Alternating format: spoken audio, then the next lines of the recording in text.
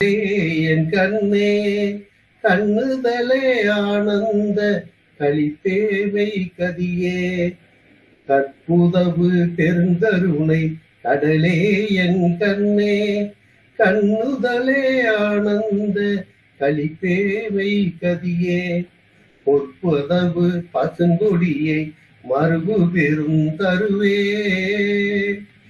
பொற்புதவு பசுங்கொடியை மறுபு பெரும் தருவே வேத ஆகவ முடிவில் விளங்கு மொழி விளக்கே பொற்புறவே மூளையில் பொருந்து சித்தன் நானே பொற்புதவே இவ்வுலகில் பொருந்தும் சித்தன் நாடேன் பொருத்தமும் நின் திருவருளின் பொருத்தமது தானே பொருத்தமும் நின் திருவருளின் பொருத்தமது தானே. திருச்சிற்றம்பலம். தென்னாடுடைய சிவனையை ஒற்றி எந்நாட்டவர்க்கும் இறைவா போற்றி காவாய் கடக திரளே போற்றி கையிலே மலையாடே போற்றி போற்றி. ஓம் குரு பிரம்மா குரு விஷ்ணு குரு தேவோ மகேஸ்வரஸ்க குரு சாட்சாத் பரபிரம்மம் தஸ்மை ஸ்ரீ குருவே போற்றி. சர்வமங்கள மாங்கல்யே சிவ சர்வார்த்த சாதகியே திரியாம்பிகை கௌரி நாராயணனே நமஸ்துதே. ஐயா அவர்களுக்கு வணக்கம். ஐயா அவர்களை வரவேற்று இன்று யாருக்கு என்ன கொடுப்பினையோ அவர்கள் வருகை இருந்திருப்பார்கள். இந்த மேடை ஐயா வசம் ஒப்படைக்கப்படுகிறது. ஐயா அவர்களை வருகை என வரவேற்கிறோம். நன்றி ஐயா, நன்றி, ரொம்ப நன்றி. எல்லாருக்கும் நன்றி, எல்லாருக்கும் நன்றி, நன்றி.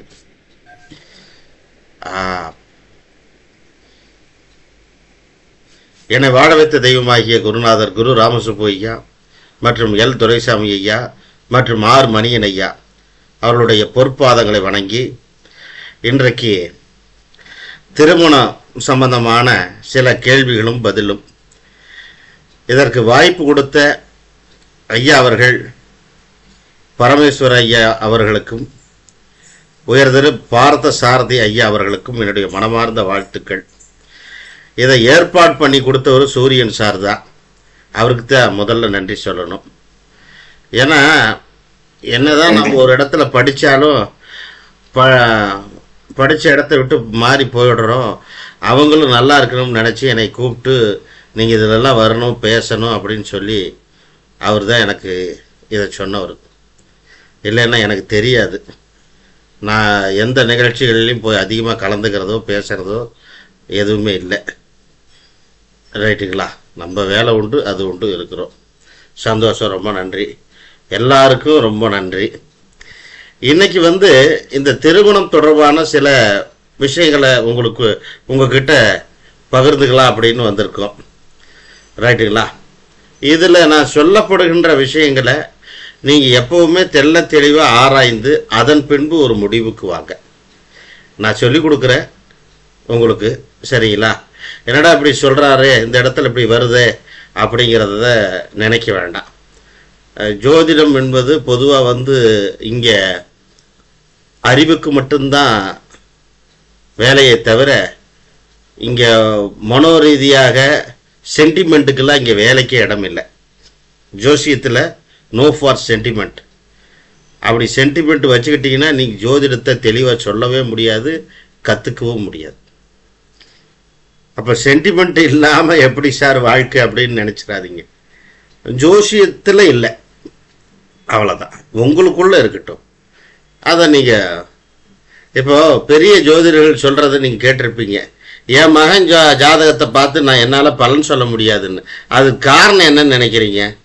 அவரால் உண்மையை ஒத்துக்கொள்ள முடியாதுன்னு அர்த்தம். அவ்வளோதான், வேற ஒன்றும் இல்லை. அந்த பையன் செய்யக்கூடிய வேலைகளை அவரால் ஒத்துக்கொள்ள முடியாது. அவர் 1000 பேரை குறை சொல்லியிருப்பார். இந்த ஜாதகமா, இது வேஸ்ட்டு, இது உருப்படாது, இது வரவே வராது, இதெல்லாம் காலி, முடிஞ்சு போச்சு அப்படின்னு பல பேரை துரத்தி இருப்பார். ஆனால் அவர் மகன் ஜாதகத்தை பார்த்து அவரால் சொல்ல முடியாது. காரணம் என்ன? எப்போவுமே இப்படி நீங்கள் அடிக்கடி ஐயா எல்டி ஐயா ஒரு வார்த்தை சொல்லுவார் பொதுவாக அவருக்கு, யாரையும் வந்து இது பண்ணி பேச மாட்டார். சப்ஜெக்டை மட்டும்தான் பேசுவார். சப்ஜெக்ட் இல்லாத எதையுமே அவர் பேசவே மாட்டார். அதான் அவருடைய தனித்தன்மை என்னென்னா சப்ஜெக்ட் மாத்திரம் மட்டும்தான். அந்த சப்ஜெக்டில் இருக்கக்கூடிய கருத்துக்கள் என்ன, ஜோதிட ரீதியாக எப்படி அணுக வேண்டும் அப்படிங்கிறத சொல்லி தருவார். அதுபோல் நீங்கள் அதெல்லாம் தெரிஞ்சுக்கணும், புரிஞ்சுக்கணும். நாடி ஜோதிடத்தை இன்னைக்கு தமிழ்நாடு மட்டும் இல்லை, பல நாடுகளில் வளர்த்தவர் எல்டி சார். அவருடைய புத்தகங்களை எத்தனையோ நாடுகளுக்கு நானே அனுப்பியிருக்கேன், எத்தனையோ நாடுகளுக்கு அனுப்பியிருக்கேன். ரைட்டுங்களா? அவருடைய புத்தகங்களை. இதுக்கு என்ன காரணம் அப்படின்னு நீங்கள் நினைக்கிறீங்க? இது எதுக்கு அனுப்பியிருப்பேன்? எல்லாரும் படிக்கணும் ஒன்று, ஆனால் அப்படி ஒருத்தர் இருக்காருன்னு எல்லாரும் தெரிஞ்சுக்கணும், அதற்காக. புரியுதுங்களா? ரைட். அதுக்கு முன்னாடி ஒரு சின்ன விஷயத்தை சொல்லிவிட்டு அப்புறம் நாம் உள்ளே போயிடுவோம். ரைட்டுங்களா? உங்களுக்கான சில விஷயங்கள் எல்லாம் ஸ்லைடு போட்டு வச்சுருக்கேன், அதில் நீங்கள் பார்க்கலாம். சரிங்களா? ஒன்று என்னென்னா, நிறைய பேர் இந்த ஜோதிடம் படிக்கணும், தெரிஞ்சுக்கணும், முழுமையாக கற்றுக்கொள்ளணும்னு ஆர்வத்தோடு இருக்கிறவங்க, செய்கிறவங்க. இந்த ஆன்லைன் கிளாஸ் நடக்குது ஒன்று, அது ஒரு பக்கம். நேரடி வகுப்பு 4 பேர் 5 பேர் ஒரு ஊரில் சேர்த்துக்கிட்டு அவங்க நான் வந்து இந்த ஆஃபீஸை வச்சு தான் என்னுடைய வருமானம், இதை வச்சு தான் நான் ஜெயிச்சுக்கிட்டு இருக்கேன், குடும்பம் ரன்னிங் ஆகுது, அதுக்கு சில விஷயங்களை தெரிஞ்சுக்கணும் அப்படின்னு நினைக்கிறவங்க யாராக இருந்தாலும் ஒரு 4 பேர் 5 பேர் இருந்தால் நீங்கள் வந்துடலாம்.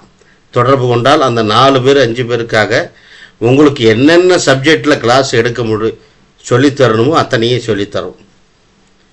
நானே, யாரும் இல்லை, நான் தான். சரிங்களா? இது இன்னொரு மாதிரி எப்படி சொல்லலாம், நடைமுறை ஜோதிடர்கள் கூட சொல்லலாம். அப்படி சொன்னால் எல்லோரும் தப்பாக எதாவது நினச்சிக்காதீங்க. ஏன்னா நடைமுறை ஜோசியர் நான் ஏன் சொல்கிறேன் அப்படின்னா, அவங்களுக்கு அதுதான் பிரதானம். அதை வச்சு தான் குழந்தைகளை படிக்க வைக்கணும், குடும்பத்தை கவனிக்கணும், அதை வச்சு தான் அவங்களுடைய வாழ்க்கை. இன்றைக்கி ஜோதிடர்களுடைய வாழ்க்கை ரொம்ப கஷ்டம். ரொம்ப திறமையானவங்களாம் ரொம்ப கம்மியாக பணம் வாங்கிட்டு உட்காந்துருக்காங்க. அவங்களுக்கெல்லாம் எனக்கு தெரிஞ்ச கருத்துக்களை ஃபாலோ பண்ணக்கூடிய விஷயங்களை சொல்லணுங்கிறதுக்காக இதை வந்து நான் இங்கே உங்கள் கண் முன்னாடி சொல்கிறேன். சரிங்களா? ரைட்டு. அடுத்ததாக வந்து வார வாரம் கோச்சார தியரி அப்படின்னு சொல்லி ஒரு வகுப்பு, 3 வார வகுப்புன்னு சொல்லி ஞாயிற்றுக்கிழமை எடுக்கிறோம். அது நடந்துக்கிட்டு இருக்கு. ஒன்று திங்கக்கிழமையிலேருந்து நியூமராலஜி, ஜாதகம், நியூமராலஜி, இதெல்லாம் ஜாதகத்தோடு ஒப்பிடு வந்தது தான் நியூமராலஜி. அதை பற்றி உங்களுக்கு நல்லா தெரியும். ஏன் நியூமராலஜிக்கெல்லாம் நீங்கள் வந்துட்டீங்க, செய்கிறீங்க, சொல்கிறீங்கன்னா, எல்லாத்தையும் நம்ம பார்க்க வேண்டியது இருக்கிறது. எப்படி ஒரு ஜாதகத்திற்கு பிறந்த டைம் வந்து மட்டும் பார்க்காம பர்த் பிளேஸ் பார்க்குறோம், இதெல்லாம் ஒன்று ஒன்று. அதுபோல் ஜோதிடத்தில் இதெல்லாம் ஒரு அங்கங்கள். இந்த அங்கங்கள்லாம் நீங்கள் சேர்த்துக்கொள்ளும் போது உங்களுடைய மதிப்பு தன்னை போல உயர்ந்து விடும். வேற ஒன்றும் இல்லை. புரியுதுங்களா? ஒன்றுமில்ல, ஒரு கிளைண்ட் வர்றாரு உங்கள்கிட்ட, ஒரு கம்பெனிக்கு நேம் செலக்ட் பண்ணணும் நியூமராலஜி படி அப்படின்றாங்க. நீங்கள் உடனே தெரிஞ்சால் தானே பண்ண முடியும். நாம் ஏன் அதை கற்று வச்சுக்கணும், நமக்கு எதுக்கு அது அப்படின்னு நினைக்காதீங்க. அதில் சில விஷயங்கள் இருக்குது, அதை வச்சு நீங்கள் இது பண்ணிங்க. புரியுதுங்களா? அப்புறம் இந்த வகுப்பு எடுக்கிறீங்களே சார், அது எத்தனை நாள் எடுப்பீங்க, எப்படி எடுப்பீங்க? புரிகிற வரைக்கும் எடுப்பேன். புரியாத நீங்களும் போக முடியாது, நானும் போக மாட்டேன். புரியுதுங்களா? புரிகிற வரைக்கும் போக முடியாது. புரிஞ்சாதான் வெளியே, இல்லைன்னா உள்ளேத்தான் உட்காந்துருக்கணும். அதுதான், அதையே சொல்லிடுறீங்க. சரிங்களா? எத்தனை நாள் எடுப்பீங்க, எப்படி எடுப்பீங்க, ஆன்லைன் எடுக்கிறீங்களா? புரியாதவங்க படிச்சுக்கிட்டே இருக்கணும், படிக்கணும், தெரிஞ்சுக்கணும். அவ்வளோதான். தெரிகிற வரைக்கும் விட போகிறதே இல்லை. அதுதான் கருத்து. சரிங்களா? சந்தோஷம், ரொம்ப சந்தோஷம். இப்போ நான் என்னுடைய இதை வந்து ஆரம்பிச்சிடுவோம். இப்போ ஒரு ஸ்க்ரீன் ப்ளே வரும், அதை நீங்கள் கவனிங்க. ரைட்டுங்களா? நான் வீடியோவிலேருந்து வெளியே வந்து ஒரு ஸ்க்ரீன் ப்ளே உங்களுக்கு காமிக்கிறேன். சரிங்களா? பாருங்கள். சந்தேகங்கள் எதுவாக இருந்தாலும் எப்போ சந்தேகம் வந்துச்சோ அப்போவே கேட்டுடணும். அதற்கு பேர் தான் சந்தேகம். அதை அப்படியே வச்சுக்கிட்டு முணுன்னு சந்தேகத்து மேலே இருக்கும், டென்ஷன் ஆகிட்டே இருப்பீங்க. கிளாஸே அடுத்து ஓடாது. சந்தேகம்னா சார் ஒரு நிமிஷம் இதான் சந்தேகம் கேட்டு முடிச்சிருங்க, நானும் பதில் சொல்லிட்டுறேன், வேலை முடிச்சது. சந்தேகத்தை நீங்கள் கடைசி வரைக்கும் வச்சிருந்து கடைசி ஒரு 20 நிமிஷம் நீங்கள் பேசிக்கிட்டு இருந்தா சந்தேகம் இல்லை, அது கதை. சந்தேகங்கிறதுக்கு அப்படி இல்லை அர்த்தம், முதல்ல தெரிஞ்சுங்க. சந்தேகம்னா இப்போ பாடம் நடத்தும் போது வரக்கூடிய சந்தேகம்னு அர்த்தம். புரியுதுங்களா? இல்லை நீங்கள் இடையில தலையிடுறதால நான் ஃப்ளோவில் மறக்கலாம் மறக்காது. அது எப்படி மறந்து போகும்? மண்டையில் ஊர்னது எப்படி மறந்து போகும் சார்? மறக்காது. அதனால் நீங்கள் என்ன கேள்வி கேட்டாலும் பதில் உண்டு, தெரிஞ்ச பதில். சரி, பார்க்கலாம் சார்.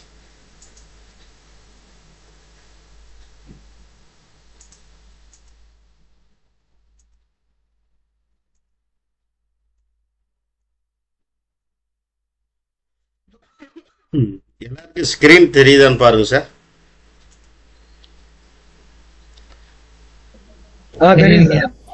தெரியுதுங்களா? தெரியுதுங்க இப்போ. சரி, ரொம்ப சந்தோஷம். இப்போ திருமணம் அப்படிங்கிறத பற்றி நம்ம பார்க்க போறோம் இன்னைக்கு.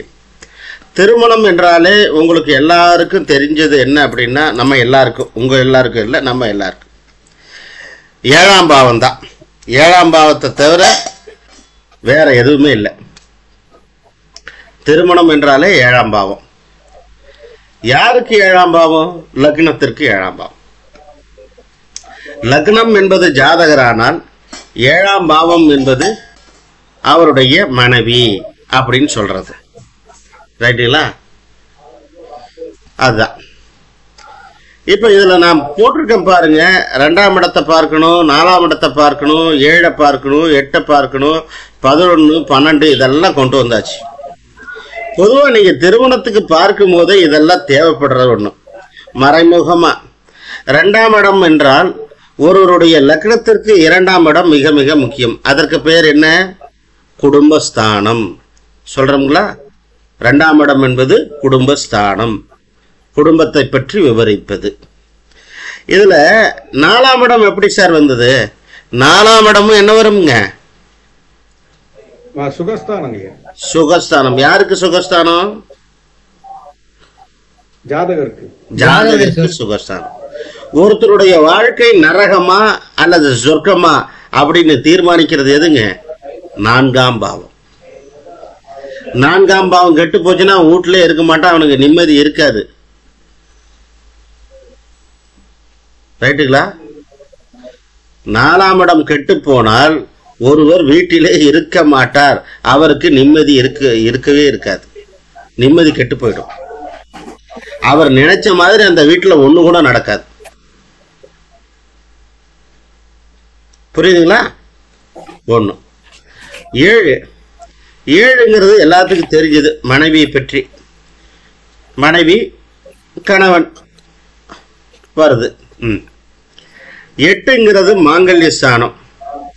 ஆனா பொதுவா நீங்க பாத்தீங்க அப்படின்னா 7, 8 அப்படிங்கிறதுல நீங்க பாருங்க, காலபுருஷ தத்துவமே அதுல அடங்கி இருக்கிறது. காலபுருஷ தத்துவப்படி 7ல என்ன ஆயிடுது? ஒரு கிரகம் சூரியன் நீச்சம் அடையுது. 7ஆம் இடங்கிறது நீச்சமாகுதா இல்லைங்களா? 7ல என்னங்க ஐயா பேசலாம்? 7ல ஏன் சூரியன் நீச்சம் ஆயிடுதுன்னா, திருமணமான ஒரு தம்பதியினர் ஒரு வீட்டுக்குள்ள ஒரு கணவன் மனைவி சேரக்கூடிய இடம் 7. அந்த 7ல லைட்டிங், அத சூரியன்கிறதா வெளிச்சம், அது தேவைப்படுமாங்க? தேவைப்படுமா? தேவைப்படாது, விட்டுடுங்க. அடுத்து 8க்கு போங்க. 8ங்கிறது சந்திரன். சந்திரன் அங்கு நீச்சமாகிறாரா விருச்சிகத்துல? காலபுருஷ தத்துவப்படி 8ஆம் இடத்தில் சந்திரன் நீச்சம் அடைகிறார் இல்லைங்களா? அப்ப சந்திரன் நீச்சம். சந்திரன் என்பது மனோகாரகன் தானே? மனோகாரகன் தான். அந்த மனோகாரகன் 8ஆம் இடத்தில் நீச்சம் அடைவதனால் என்ன வருது? உங்களுடைய மனசு எப்படி இருக்கும்?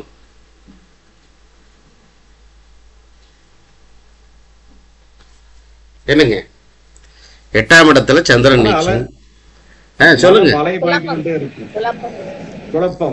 நீங்க சிந்திக்க முடியாதுன்னு சொல்லலாமா? சொல்லலாம். முடிவெடுக்க முடியாது. முடிவெடுக்க முடியாது. குடும்பத்துல நீங்க என்ன பண்றீங்க? நீங்க பிளைண்டா தான் இருக்கணும். அதுக்கு தான் சந்திரன் அங்க நீச்சம். நான் சொல்றது உங்களுக்கு புரியுதுங்களா? நீங்க பெட்ரூம்ல போய் கம்ப்யூட்டர் வச்சு நோண்டிட்டு இருந்தோம்னா என்ன நடக்கும்? பிரச்சனை நடக்குமா நடக்காதா சார்? சொல்லுங்க. அதுதான் அது. அதுதான் 8. அதுதான் 8. 11ங்கிறது பொதுவா உங்களுக்கு எல்லாருக்கும் தெரியும், பல திருமணத்தை பத்தி பேசுறது. ஆனா 2ஆம் திருமணத்தை பத்தி பேசணும்னா என்ன பாவமுங்க? 9. தெரியலா? 9 தெரியாதவங்க குறிச்சிக்கங்க, தெரிஞ்சவங்க விட்டுடுங்க. 9ங்கிறது 2வது திருமணம், 11ங்கிறது பல திருமணம். 12ஆம் இடம்ங்கிறது எதுக்கு சார்? 12 எதுக்கு பார்க்கணும் நாம? அது எதுக்காக நமக்கு பயன்படுது?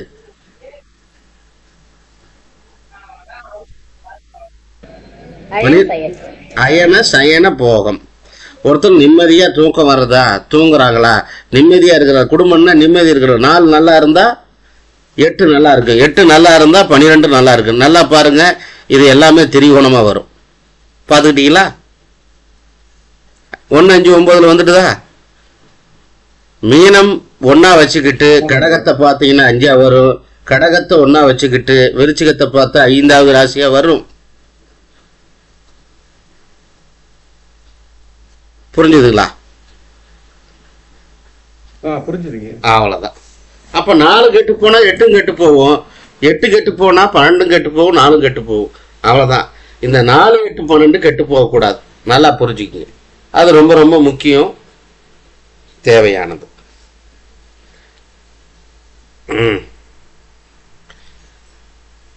7 பாவகிரகம்.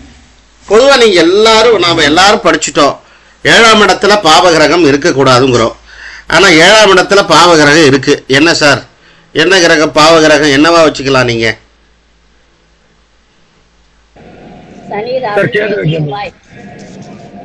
கேது இருக்காரா? கேதுவே வச்சுக்கங்க. இப்ப என்ன பண்ண போகுது? அது என்ன பண்ண போகுது? ரியாக்ஷன் என்ன? சுருக்கம். அந்த பாவகத்தை கெடுக்கும். எப்படி எப்படி சுருக்குது? நாகதோஷம். தோஷம் எப்படி சார் சுருக்குது? சந்தோஷம் இல்லறம் இந்த சுகத்தை அனுபவித்து விடாமல் கெடுப்பான். சரி ஐயா, சூப்பர். இப்ப அதாவது நாம தெரிஞ்சுக்க வேண்டிய என்ன விஷயம் அப்படின்னா, 7ஆம் பாவத்துல கேது இருக்கார் அப்படின்னா, அது கேது என்பது சுருக்கும், ராகு என்பது பெருக்கு. இதெல்லாம் நம்ம சொல்றோம். நம்ம கிட்ட வரக்கூடிய கிளைண்ட் நீங்க நல்லா கவனிச்சிங்க அப்படின்னா, அவங்களுக்கு கேது இருக்கு, ராகு இருக்கு, சனி இருக்கு, செவ்வாய் இருக்கு, இதெல்லாம் அவங்களுக்கு தேவைப்படாது. அவங்க கேட்கறது எனக்கு என்ன பிரச்சனை வரும், எதனால பிரச்சனை வரும் தான். ஸோ அதை நாம் தெள்ள தெளிவாக கோடிட்டு காட்ட வேண்டும். நான் அடிக்கடி படித்தவங்களுக்கு தெரியும், மாணவர்களுக்கு astrology with psychology, astrology with psychology ரெண்டையும் கம்பைன் பண்ணால் மட்டும்தான் ஒரு மனிதனால ஜோதிடத்துறையில் நிலைத்து இருக்க முடியும். ஆக 7ஆம் வீட்டில் கேது இருந்தால் எப்படி ரியாக்ஷன் எப்படி இருக்கும்? 7ஆம் வீடுங்கிறது மனைவி, மனைவியுடைய ரியாக்ஷன் எதிலும் பிடிப்பு இருக்காது, எதிலும் ஒரு அன்பு இருக்காது, ஒரு அனுசரணை இருக்காது. எதற்காக கோபப்படுகிறார், எதற்காக அழுகிறார், எதற்காக சண்டை போடுகிறார் என்பதே மர்மமாக இருக்கும். ஏனென்றால் ராகு கேதுக்கள் ஒரு மௌடிகமான பிளானட். அதுக்குள்ள இதுதான் இருக்கு அதுதான் இருக்குன்னு உங்களால கண்டுபிடிக்கவே முடியாது. எது வேணா இருக்கும். அர்த்தம் புரிஞ்சுதுங்களா? அப்ப அவருடைய ரியாக்ஷன் எப்படி இருக்க போகிறது? நிச்சயமா உங்களுக்கு ஒத்து போற மாதிரி இருக்காதுன்னு அர்த்தம். அதனாலதான் ராகுக்கு தோஷம்னு சொல்றோம். புரிஞ்சுதுங்களா ஐயா?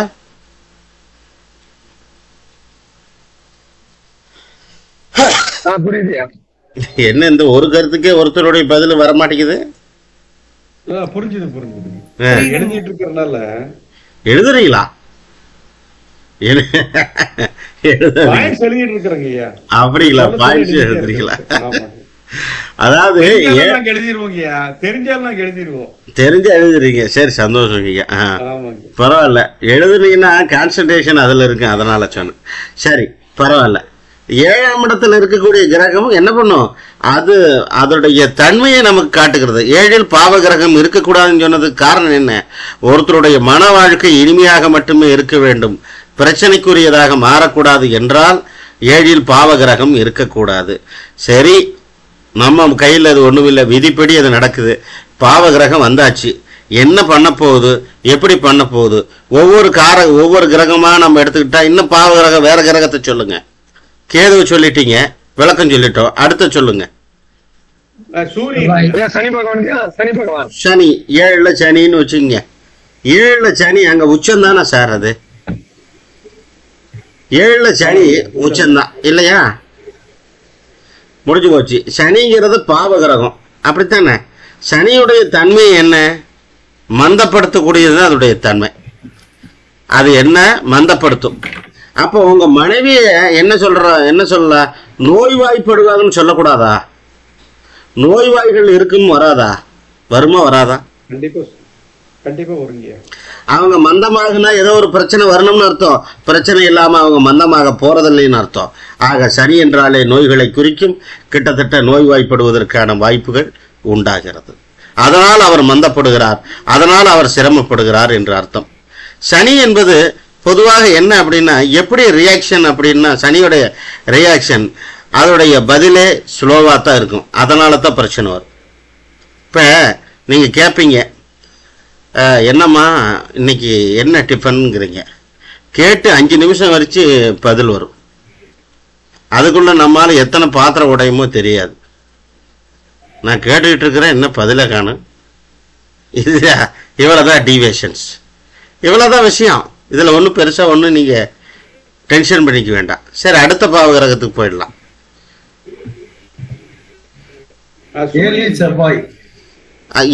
7 செவ்வாய். 7ல சனிங்கிறது இன்னொன்று சொல்கிறேன் சார், அவருடைய லுக்கு. இப்போ ஒரு பெண் ஜாதகத்தில் அந்த மாதிரி இருக்குன்னா, கணவருடைய லுக்கு எப்படி தெரியுமா இருக்கும், கீழ்த்தரமான பார்வையாக இருக்கும். மேல இருந்து கீழே வரைக்கும் ஒரு பார்வை பார்ப்பாரு, பார்வையே கொண்டுடுற மாதிரி இருக்கும்.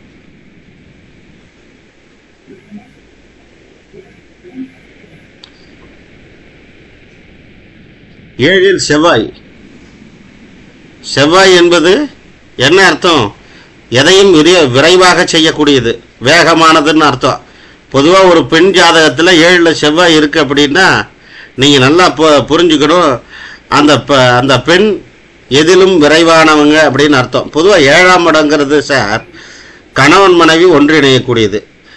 7ல் கேது இருக்குன்னா பிரச்சனை வந்த அப்புறம் தான் 2 பேரும் ஒன்றா சேருவாங்கன்னு அர்த்தம். சனி இருந்தாலும் 2 பேருக்கு பஞ்சாயத்து வந்த அப்புறம் தான் சேருவாங்க. ஆனால் 7ல் செவ்வாய் இருந்தால் சண்டை இல்லாத, சண்டைக்கு அப்புறம் தான் சேர்க்கையே நடக்கும். நீங்கள் அந்த படத்தில் பார்த்துருப்பீங்க, ஒவ்வொரு சண்டைக்கு அப்புறம் ஒவ்வொரு குழந்தை பிறந்துட்டு இருக்கும். அதெல்லாம் இந்த டைப்பு, புரியுதுங்களா? பிரச்சனைக்கு பின் சுமூகம் அடைதல்.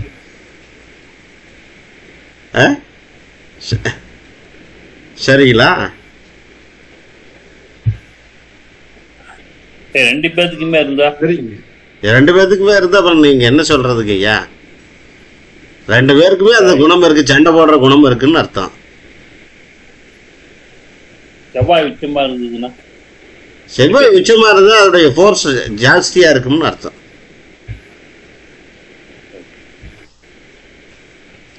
அதோடைய வேகம்.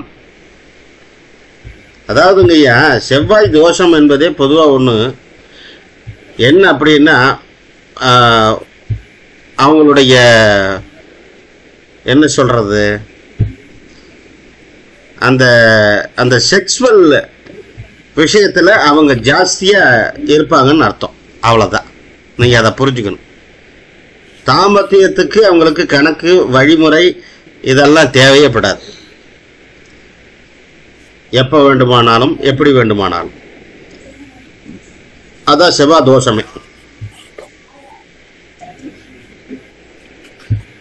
வேற என்ன கிரகம் இங்க 7ல? பொதுவாகவே இந்த செவ்வாய் தோஷம் அப்படிங்கிறது தமிழ்நாட்டுக்கு இல்லை அப்படின்னு ஒரு கருத்து இருக்கு. அது உண்மையாது? என்னங்க ஐயா? செவ்வாய் தோஷம் அப்படிங்கிறது நம்ம வந்து பெருசா பாதிக்காது, தமிழ்நாட்டுக்கு பாதிக்காது அப்படின்னு சொல்றாங்க. அது என்ன தமிழ்நாட்டுக்கு பாதிக்காது அப்படின்னு சொல்றாங்கிறதா? இது நாம என்ன இல்லங்கிறாரு மதுராச்சலம் ஐயா, செவ்வாயே இல்ல நான் இங்க பாருங்க, அதாவதுங்க ஐயா, நாம மற்றவர்கள் சொல்ற கருத்துக்களை நான் ஒப்பிட்டு இது பண்றதுங்கிறது இல்லை. நான் தயவு செய்து அதனால என்னுடைய கருத்துக்களை நான் என்ன சொல்றேன் அப்படின்னா, செயல்பாடு உண்மையா அப்படின்னு கேட்கிறேன். செவ்வாயுடைய செயல்பாடுகள் 100% உண்மை. செவ்வாயுடைய செயல்பாடுகள் 100% உண்மை.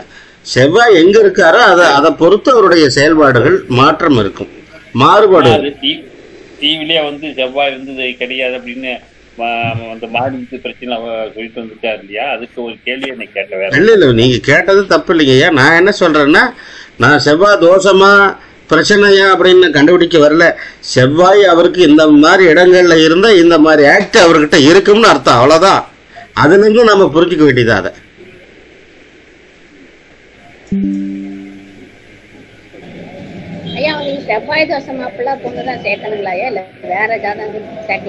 வீரியமுள்ள ஆண்களுக்கு வீரியமுள்ள பெண்களை சேர்த்தவும். செவ்வாய் தோஷம் என்றாலே வீரியம் ஜாஸ்தின்னு அர்த்தம். அப்ப அதுக்கு ஏத்த மாதிரி நீங்க சேர்த்துடணும். நன்றி ஐயா.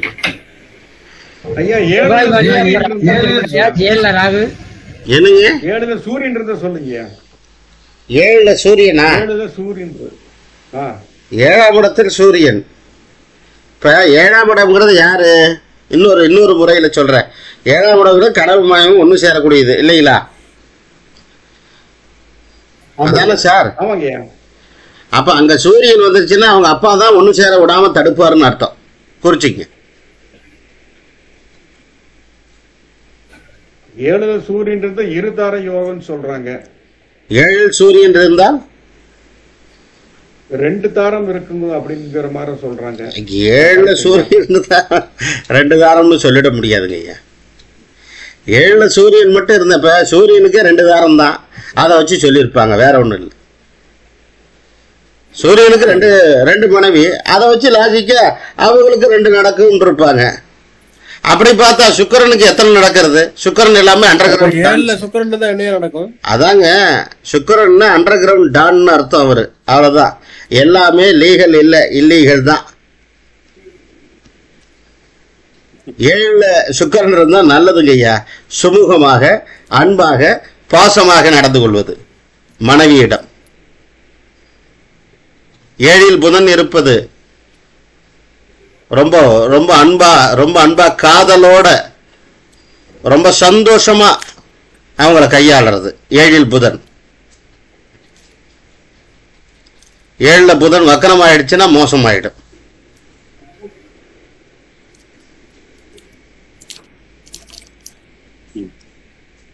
சந்திரன் 7 சந்திரன், அது ரொம்ப அன்பாக நிறைவாக. சூரியன் இருந்தா அந்த திருமணத்தை பண்ணும் போது அப்பா வந்து அந்த ஸ்டேஜ்ல பார்க்க முடியாதுன்னு சொல்றாங்களே, சரியாங்களா? 7ல அது வந்து சூரியன் நீச்சமா அப்படி சொல்லியிருப்பாங்க. அதாவது வந்துங்க ஐயா, எப்பவுமே ஒண்ணு தெரிஞ்சுங்க, ஒரு இடத்துல அந்த கிரகம் தான் வரணும். லக்னம்னா லக்னத்துக்குள்ள எத்தனை கிரகம் வருதோ அது லக்னத்துக்குள்ள கட்டுப்படுதுன்னு அர்த்தம். 7ல எத்தனை கிரகம் வருதோ அது 7க்குள்ள தலையிடுதுன்னு அர்த்தம், மூக்க நுழைக்குதுன்னு அர்த்தம். 7ல சூரியன் வருதுன்னா அப்பா மூக்க நுழைப்பாருன்னு அர்த்தம். 7ல சந்திரன் வந்தா அம்மா. ராகு வந்தது அப்படின்னா தாத்தாவும் சொல்லலாம், அதர் பர்சன்ஸ் அப்படின்னு சொல்லலாம். இப்படி நீங்க வந்து பிரச்சனைகளை இப்படித்தான் வருங்கிறத எடுத்துக்கங்க. இப்ப கணவன் மனைவிக்குள்ள சண்டைன்னு சொன்னா ஒத்துக்க மாட்டான். 7ல சந்திரன்றது என்னம்மா உங்க மாமியாருக்கு உனக்கு சண்டை, அதான் புருஷனுக்கு உனக்கு சண்டையான்னு கேட்டா அதை ஏன் கேட்கறீங்க, அந்த அம்மா தான் எல்லாம் சொல்லி கொடுத்துருக்குன்னு சொல்லும். புரிஞ்சுதுங்களா? சொல்லும் போது நீங்க தெளிவா சொல்லி பழகிக்கணும். இந்த ஒத்தையா ரெட்டையான்னு பிடிச்சு பார்க்க கூடாது. புரியுதுங்களா? இப்போ வீசி பார்க்கறது, இது வருமா அது வருமானு, அதெல்லாம் அப்புறம். முதல்ல சொல்றதை தெளிவா சொல்ல பழகிக்கணும். இதனால் தான், இப்படித்தான், இதுதான் காரணமாக இருக்க வேண்டும் அப்படிங்கிறது.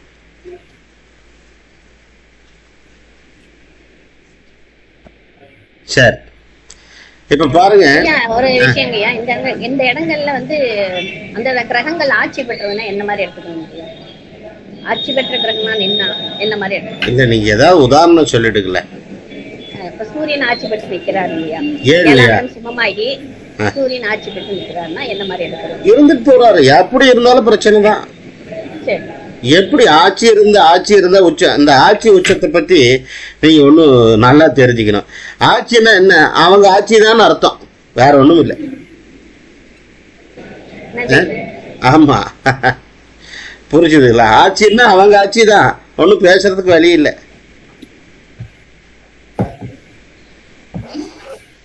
ஐயா, ஆட்சிக்கும் ஆட்சி உச்சத்துக்கு என்ன வித்தியாசம்? ஆட்சிங்கிறது எப்படி நம்ம எடுத்துக்கலாம்னா, அதாவது பலமாக இருக்கிறார் அப்படிங்கிறது தான் அது பொதுவாக சொல்லணும். உச்சம்னா மிகவும் பலமாக இருக்கிறாருன்னு நம்ம சொல்ல வேண்டியது வருது. புரியுதுங்களா? இப்போ உங்கள் ஜாதகத்தில் சுக்கிரன் உச்சமாக இருக்குன்னு வச்சுங்களேன், மிகவும் பலமாக இருக்காங்கன்னு தான் அர்த்தம், வேற ஒன்றுமே இல்லை. இதுவே சுக்கிரன் ஆட்சியாக இருக்காருன்னா பரவாயில்ல அப்படின்னு அர்த்தம். பலமானவங்க என்ன பண்ணுவாங்க? ரொம்ப பலமானவங்கள்ட்ட மோதும் போது நமக்கு என்ன ஆகும் நினைச்சு பாருங்க நீங்க. மூலத்திரிகோணம் ஐயா, அதே வீடு மூலத்திரிகோணம் இருந்தா மூலத்திரிகோணத்துல அதுல ஒன்றும் பெருசா டீவியேஷன்ஸ் இருக்கிற மாதிரி தெரியலீங்க ஐயா. சிம்மத்துக்கு 7ல சனி மூலத்திரிகோணம். நீங்க அதுக்கெல்லாம் ஒரு பெரிய இது இருக்கிற மாதிரி எனக்கு தெரியல. கிரகங்கள் இப்படித்தான் செயல்படுகிறது, அவ்வளவுதான். அது நீங்க எப்படி வேணாலும் வச்சுக்கலாம். இப்ப சுக்கிரன் மீனத்துல இருந்தா அப்படி வேணா கேளுங்க, அதுக்கு பதில் இருக்கு. சுக்கிரன் மீனத்துல இருக்குதுன்னு வச்சுக்க, உச்சமா இருக்குது அப்படின்னா கூட என்ன சொல்லலாம்?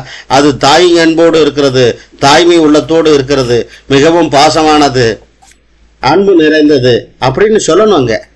அங்கே ஆசிரியருக்கு ஆசிரியர், அங்கே மாணவருக்கு மாணவர். ஏன் என்றால் அது குருவுடைய வீடு. இப்படித்தான் நீங்க பேசணுமே தவிர இந்த மூலத்திரிகோணம் அது இதெல்லாம் வந்து யாரும் இங்க தப்பா நினைச்சுக்க வேண்டாம். இதெல்லாம் இடைச்சர்கள், அவ்வளவுதான். கிரகம் வலிமையாக இருக்கிறதுக்கு வழி, ரூட். இப்ப ஐயா சொன்னதுலயே மீனத்துல சுக்கிரன் ரேவதியில இருந்தா என்ன நடக்கும்? என்ன நடக்கு? மனைவி புத்திசாலின்னு அர்த்தம். ஏங்க ஐயா, 27 டிகிரி தான் உச்சமடைகிறாரு, அதுல என்ன சந்தேகம்? சரி ஐயா, கிரகங்கள் வக்கரமான வேற பலன், அது டீப்பா பார்ப்போம். சரி, இப்ப பாருங்க, லக்னத்திலிருந்து 7ஆம் வீடு யாருடைய வீடு? குருவுடைய வீடு. மிதுன லக்னம்னு வச்சுக்கோங்க, 7ஆம் வீடு. இந்த 6, 8, 12 இப்போ 6ல் இருக்கு. 7ஆம் அதிபதி 6ல் இருக்கார். என்ன பலன்? என்ன சொல்ல போறீங்க?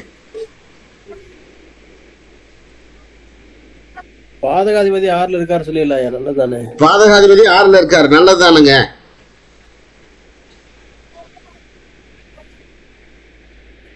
சொல்லுங்க ஐயா. பாதகாதிபதி 6ல இருந்தா நல்லது. ஆனா வரக்கூடிய மனைவி வந்து எதிர் திசையில நீங்க பாதகாதிபதினா பார்த்தா கல்யாணமே பண்ணக்கூடாது, குழந்தை பெற்ற கூடாது. ஆமா,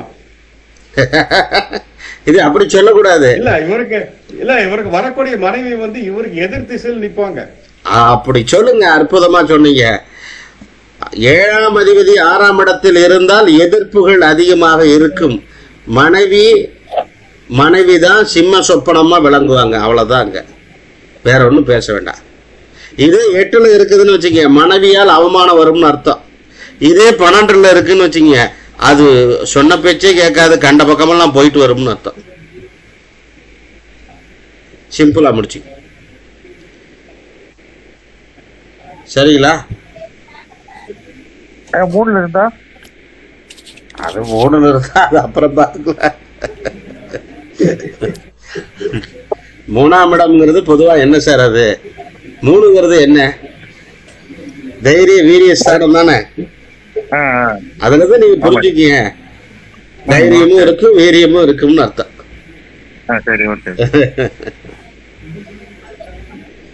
பாருங்க, இந்த 2 இடத்துல இருந்ததுன்னா சுக்கிரன் பர்டிகுலரா எந்தெந்த இடம் கொடுத்துருக்கோம் பாருங்க. மிதுனத்துல சுக்கிரன் மற்றும் கடகத்தில் சுக்கிரன்.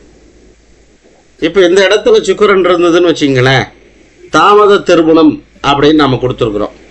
அது மட்டும் இல்லாத காதல் திருமணம் ஏற்படுறதுல இதுதான். ஏன்னா புதன் இல்லாம காதல் இல்லை, சந்திரன் இல்லாம காதல் இல்லை, ஓடி போறது இல்லை.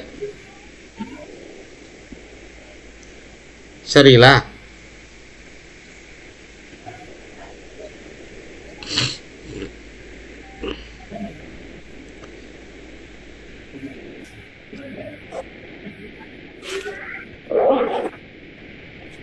என்னங்க ஐயா? அதனால இந்த மாதிரி வந்துடும்.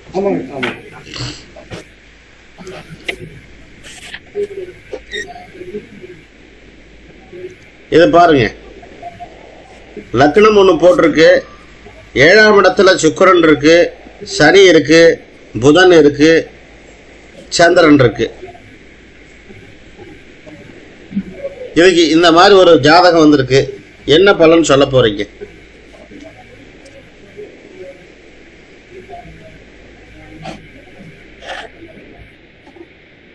ஏழாம் இடத்தில் சுக்கிரன், சனி, புதன், சந்திரன், 4 கிரகம் இருக்கு.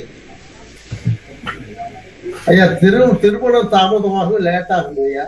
திருமணம் தாமதமாகும். காரணம் தாமதங்கிறது நீங்க சனி அங்க உள்ள எடுத்துக்கிட்டீங்கன்னு அர்த்தம். கல்விக்காக, தாய் மாமனுக்காக லேட் ஆகுது, இல்ல காதலால லேட் ஆகுது,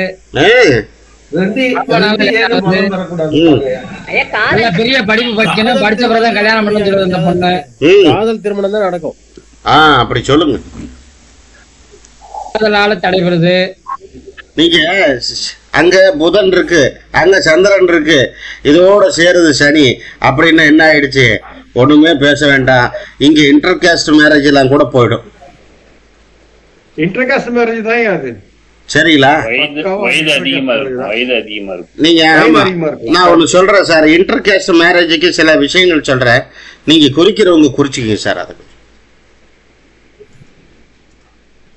லக்னாதிபதி மிதுன லக்னமோ கன்னிய லக்னமோ இருந்து, மிதுன லக்னம் கன்னி லக்னம்,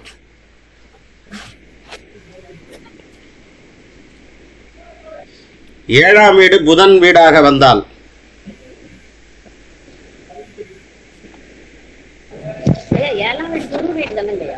இல்ல மிதன லக்னமோ கன்னி லக்னமோ அது வேற, 7ஆம் வீடு புதனுடைய வீடாக வந்தா அப்படின்னா நீங்க மீன லக்னத்தை பார்க்கணும், தனுசு லக்னத்தை பார்க்கணும். புதனுடைய வீடாக இருந்தால், 7ஆம் அதிபதி புதன் நட்சத்திர சாரங்களில் அமைந்தால்,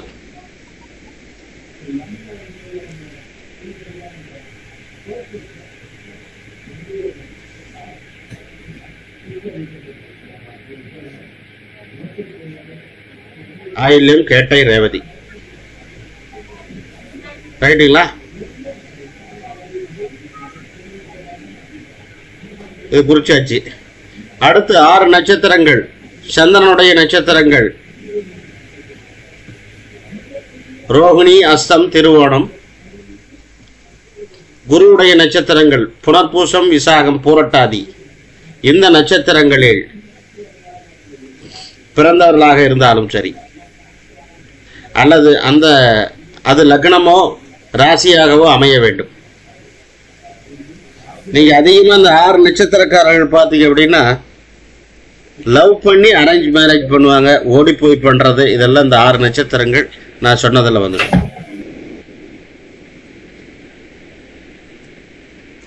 ராகு கேதுக்களை இன்க்ளூடிங் பண்ணிக்கிங்க.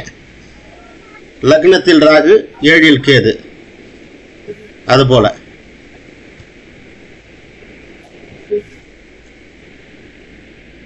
இன்டர் காஸ்ட் மேரேஜ் வர்றதுக்கு இதுதான் காரணம், வேற ஒண்ணுமே இல்லை. புதன் இல்லாமல் காதல் திருமணம் இல்லை, புதன் இல்லாமல் கலப்பு திருமணம் இல்லை. Register marriage.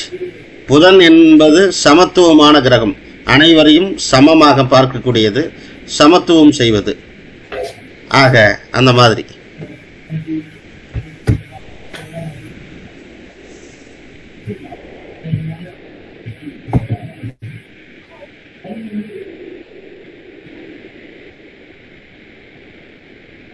சரிங்களா? சரிங்க.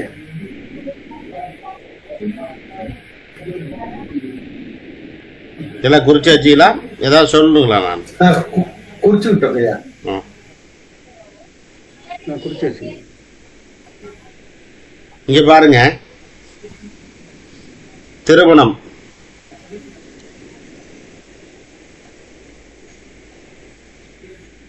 ஒன்று, 2, 3 மேல் திருமணம். அதுக்கு என்ன காரணம் போட்டிருக்கோம் பாருங்களேன். லக்னத்துல லக்னாதிபதி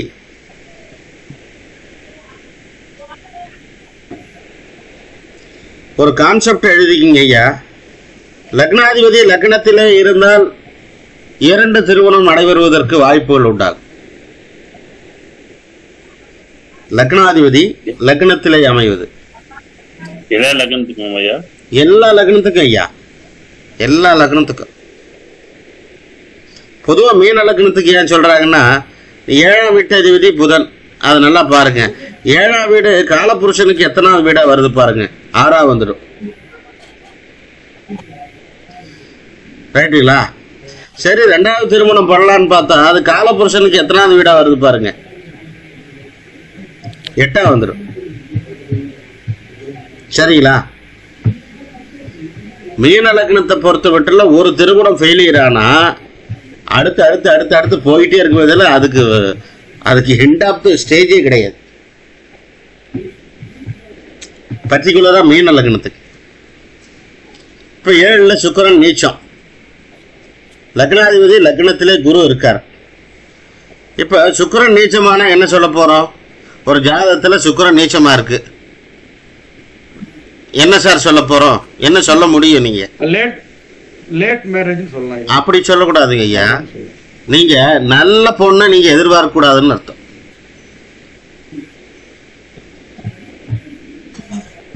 என்னங்க?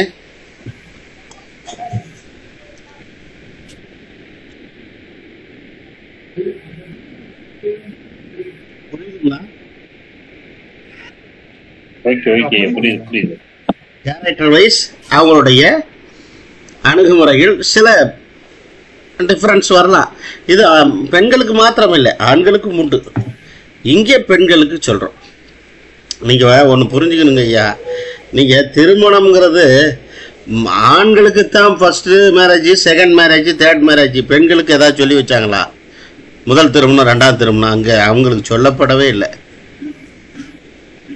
கிடையவே கிடையாது.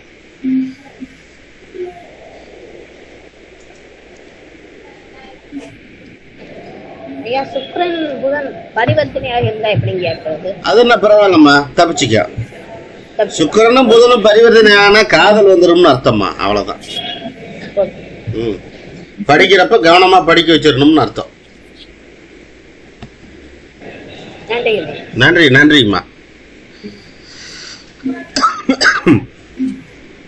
இத பாருங்க ஐயா, லக்னம் என்ன லக்னம் போட்டிருக்கோம்? மிதுன லக்னம் போட்டிருக்கோம். 7ஆம் வீட்டு அதிபதி 8ஆம் இடத்தில் நீச்சம். சுக்கிரன் என்ன ஆயிடுறாரு?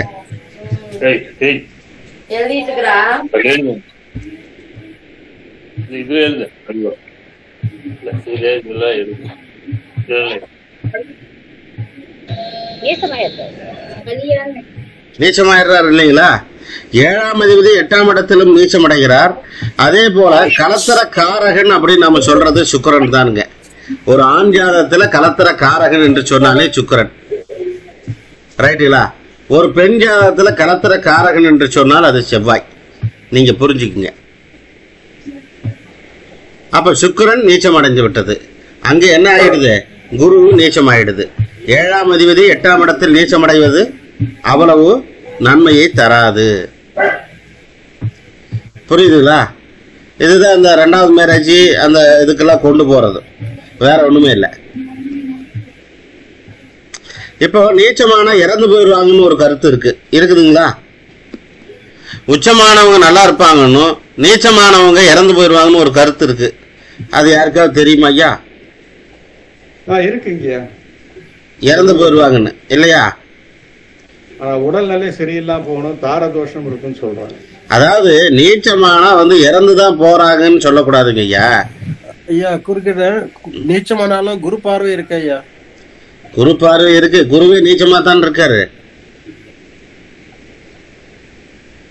நீச்சமானா என்ன தெரியுமா? அதாவது வந்து நீச்சத்துக்கு உச்சத்துக்கு என்னன்னா, உச்சமாக இருக்கக்கூடிய கிரகம் தன்னுடைய கௌரவத்தை விட்டு கீழே இறங்கி வராது. அதுக்கு தனி கௌரவம், ஸ்டேட்டஸ்ட், அந்தஸ்து அப்படின்னு சொல்லும். ஆனா நீச்சமானது அப்படி இல்லை, எதுவானாலும் பரவாயில்ல நான் பாத்துக்கிறேன்னு சொல்லும், கீழே இறங்கி வந்துடும். புரியுதுங்களா? நீச்சமான கிரகங்கள் எந்த கீழ்த்தரமான வேலைகளையும் ஈடுபடும். உச்சமான கிரகங்கள் மதிப்பு மிக்க செயல்களில் மட்டுமே ஈடுபடும். அவ்வளவுதான். என்ன கார கிரகம் நீச்சமாகுதோ அந்த கேரக்டர் எந்த ஸ்டேஜுக்கு வேணாலும் போகும்னு அர்த்தம், புரிஞ்சுக்கணும்.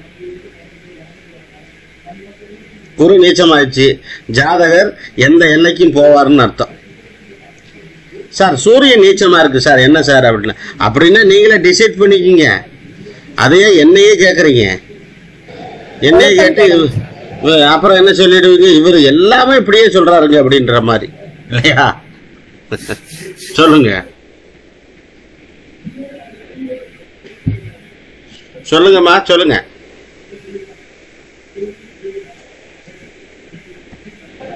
ஒழுக்கம் கெட்டு போகுது. அதான் அவ்வளவுதான், அதைத்தான் சொல்றேன். நீச்சத்துக்கு உச்சத்துக்கு என்ன வித்தியாசம்? இப்ப ஐயா ஆட்சியெல்லாம் சொன்னாரு, அப்புறம் மூலத்திரிகோணம்னு சொன்னாரு இல்லைங்களா? மூலத்திரிகோணத்தை ஏதாவது ஒரு உதாரணம் சொல்லுங்க ஐயா. எந்த கிரகத்தை மூலத்திரிகோணம் சொல்றீங்க சொல்லுங்க. சிம்மத்துக்கு 7ல சனி. சிம்மத்துக்கு 7ல சனி மூலத்திரிகோணம் வீடு இல்லைங்களா? இப்போ சனி கும்பத்துல இருக்கார் இல்லைங்களா? ஆனா அது மூலத்திரிகோணமா தான் இருக்கு. அப்படின்னு என்ன? சனினாலே தொழில்காரகன்னு அர்த்தம்.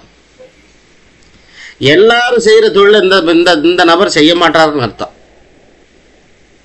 அவருடைய ஸ்டேஜ்ல இருந்து கீழே போக மாட்டார்.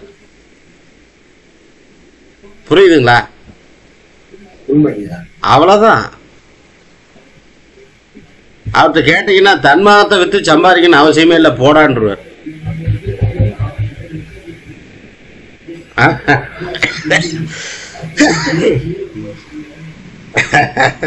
பரமேஸ்வரன் ஐயா ஒண்ணுமே சொல்ல மாட்டேங்கிறாரு ஐயா. நான் தான் வேற யாரும் இல்லைங்க. பரவாயில்ல. சுக்கிரன் 4ஆம் லக்னாதிபதியோடு கூடி 2 நாள் பரிவர்த்தனை. 12ல இருக்க குரு அந்த லக்னத்தையும் லக்னாதிபதியும் 2ஆம் இடத்தையும் 4ஆம் இடத்தையும் 5ஆம் பார்வை. 2 நாள் பரிவர்த்தனையா? ஆமா. அப்படின்னா ஏகப்பட்ட சொத்து இருக்கணுமே. இருக்குங்கய்யா. சொல்ல மாட்டேங்கிறாரு பாத்தீங்களா? அதே மாதிரி சனி குருச்சாரம், குரு சனிச்சாரம். சந்தோஷம் சந்தோஷம். நல்லா இருக்கணும், தீர்க்காயுஷா நல்லா இருப்பீங்க. ரைட். பிரிவு, கணவன் மனைவி இடையே பிரிவு. நல்லா கவனிங்க. லக்னம் மகர லக்னம். 7ஆம் இடத்தில் 7ஆம் இடத்திலும் பாவி, 8லும் சொல்லுங்க, 8லும் பாவி. ஒரு ஜாதகத்தை எடுத்துக்கிட்டீங்கன்னா ஐயா 7லும் பாவி 8லும் பாவி அப்படின்னா பாப கிரகங்கள் 7, 8ல் இருந்தால் கணவன் மனைவி இடையே கருத்து முரண்பாடுகள் பிரிவு நிலை எட்டும். குறிச்சு வச்சுக்கோங்க ஐயா. அது எந்த லக்னமா இருந்தாலும் சரி, உதாரண லக்னம் தான் போட்டிருக்கிறீங்க. அது எந்த லக்னமா இருந்தாலும் சரி, 7, 8ல் பாவகிரகங்கள் சூழப்பட்டால் கணவன் மனைவியிடையே கருத்து வேறுபாடுகள் பிரச்சனைகள் ஏற்படும்.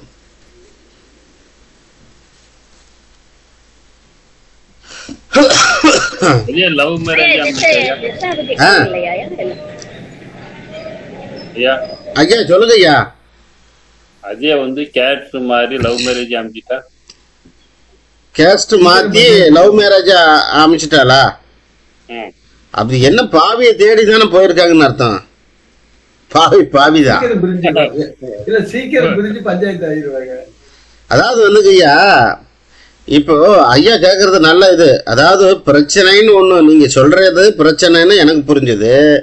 ஆனா பிரச்சனைக்கு சொல்யூஷனே இல்லையா? ஜோதிடத்துல சொல்யூஷன் கொடுக்கவே படலையா?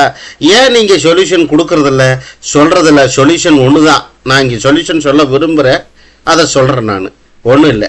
சொல்யூஷன் என்ன? 7 8 பாவி. நம்ம வாழ்க்கை இதுதான் நினைச்சு தலைவிதியேன்னு இருந்தா, சரணம்னு இருந்தா எந்த பிரச்சனையும் வராதுன்னு அர்த்தம். சிந்திச்சா நிறைய சிக்கல் வரும்னு அர்த்தம். அந்த மாதிரி எத்தனை பேர் இருக்காங்க? அந்த மாதிரி எத்தனை பேர் இருக்காங்க? யாருமே கிடையாது. எல்லாரும் விதிய அதாவது நான் ஒண்ணு சொல்றேன் ஐயா, இங்க நீங்க அங்க கிரகத்தை இருக்குது, அந்த கிரகத்தை மாத்த முயற்சி பண்றீங்களே தவிர அந்த கிரகத்தை கடந்து செல்ல முயற்சி பண்ணவே மாட்டேங்கிறீங்க. உடனே மாத்தணும், உடனே மாத்தணும். அதுக்கு என்ன ஜோசியர் சொல்றாரு? மாத்துறதுக்கு வழி சொல்ற ஜோசியர் யாரு? அவரை கூப்பிடுங்க, அவர் மாத்திடுவாரு. நீங்க போய் பாருங்க. நான் ஒண்ணு சொல்றேன், இங்க தெரிஞ்சுங்க. ஏகப்பட்ட ஜோதிடர்கள் வாழ்க்கையே பஞ்சாயத்தா கிடக்குது சார். போய் பாருங்க, கேளுங்க, தெரிஞ்சுக்கிங்க. ஏன் போய் ஜோசியம் சும்மா நீங்க அவதூறெல்லாம் சொல்லிட்டு இருந்தா நிறைய பிரச்சனைகளை சந்திக்கணும். அதனால பாருங்க. அதுக்காக பணம் சம்பாதிக்க கூடாதுன்னு நான் சொல்லல. நீங்க நல்ல ஜோசியம் சொல்லுங்க, நல்ல பணம் சம்பாதிங்க, நல்லா இருங்க, அவ்வளவுதான்.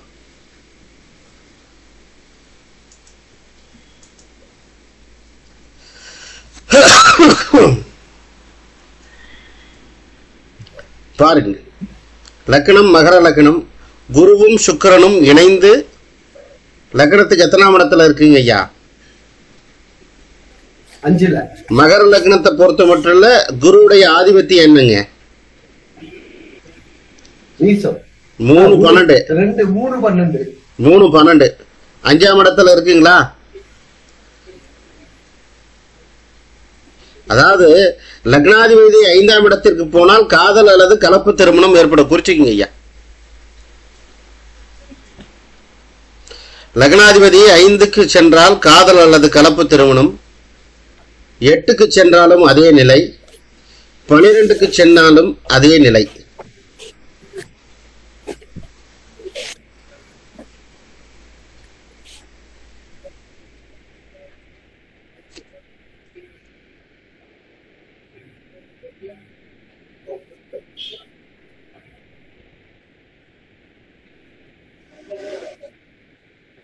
ஐயா கேட்டாங்க, பாரசாரதி ஐயா கேட்டாரு. அவர் கேட்ட மாதிரி அதுக்கு பரிகாரம் கூட சொல்லணும் அப்படின்னா, இப்போ 2 வீடு போட்டிருந்தோம். ஒன்று சூரியனுடைய வீடு, இன்னொன்று சந்திரனுடைய வீடு. அப்படின்னா என்ன சொல்லலாம்? சிவனையும் பார்வதி வணங்கி வாங்க, உங்கள் வாழ்க்கை நல்லா இருக்குன்னு சொல்லிட்டு போகலாம். அவ்வளோதான் பரிகாரம். வேற என்ன சொல்ல முடியாதுல்ல, இல்லைங்களா? பரிகாரம் என்பது நீங்கள் கோவிலுக்கு போகிறது, வழிபாடு பண்ணுறது, அதெல்லாம் ஒன்று. ஆனால் இதை மாற்ற முடியும் முடியாதுங்கிறத எண்ணி எதை செய்யணும் எதை செய்யக்கூடாதுன்னு நினைச்சு பண்ணா அதுவே பரிகாரம். அவ்வளோதான். புரியுதுங்களா? கணவர் ரொம்ப கோபக்காரன்னா நீங்க ஏன் பேசுறீங்கன்னு நான் கேட்குறேன். ஏன் பேசுறீங்க? பேசினா தான் பிரச்சனை வருதுன்னா பிரச்சனை இல்லை. ஆனா அதை செய்ய மாட்டீங்களா? நான் பேசத்தான் செய்வேன். அதுக்குத்தான் நான் கோயில் கோயிலா போயிட்டு வரேன். எதுக்கு? கணவன் சீக்கிரம் போய் சேர்றதுக்கா? இல்லையா? தனக்கு அமைஞ்ச விதியை அப்படியே ஏற்றுக்கிட்டு வாழ்ந்தா பிரச்சனையே. அவ்வளவுதான். நீங்க விதியேன் வாழ்றது கூட இங்க நான் திருத்திக்கிறேன்.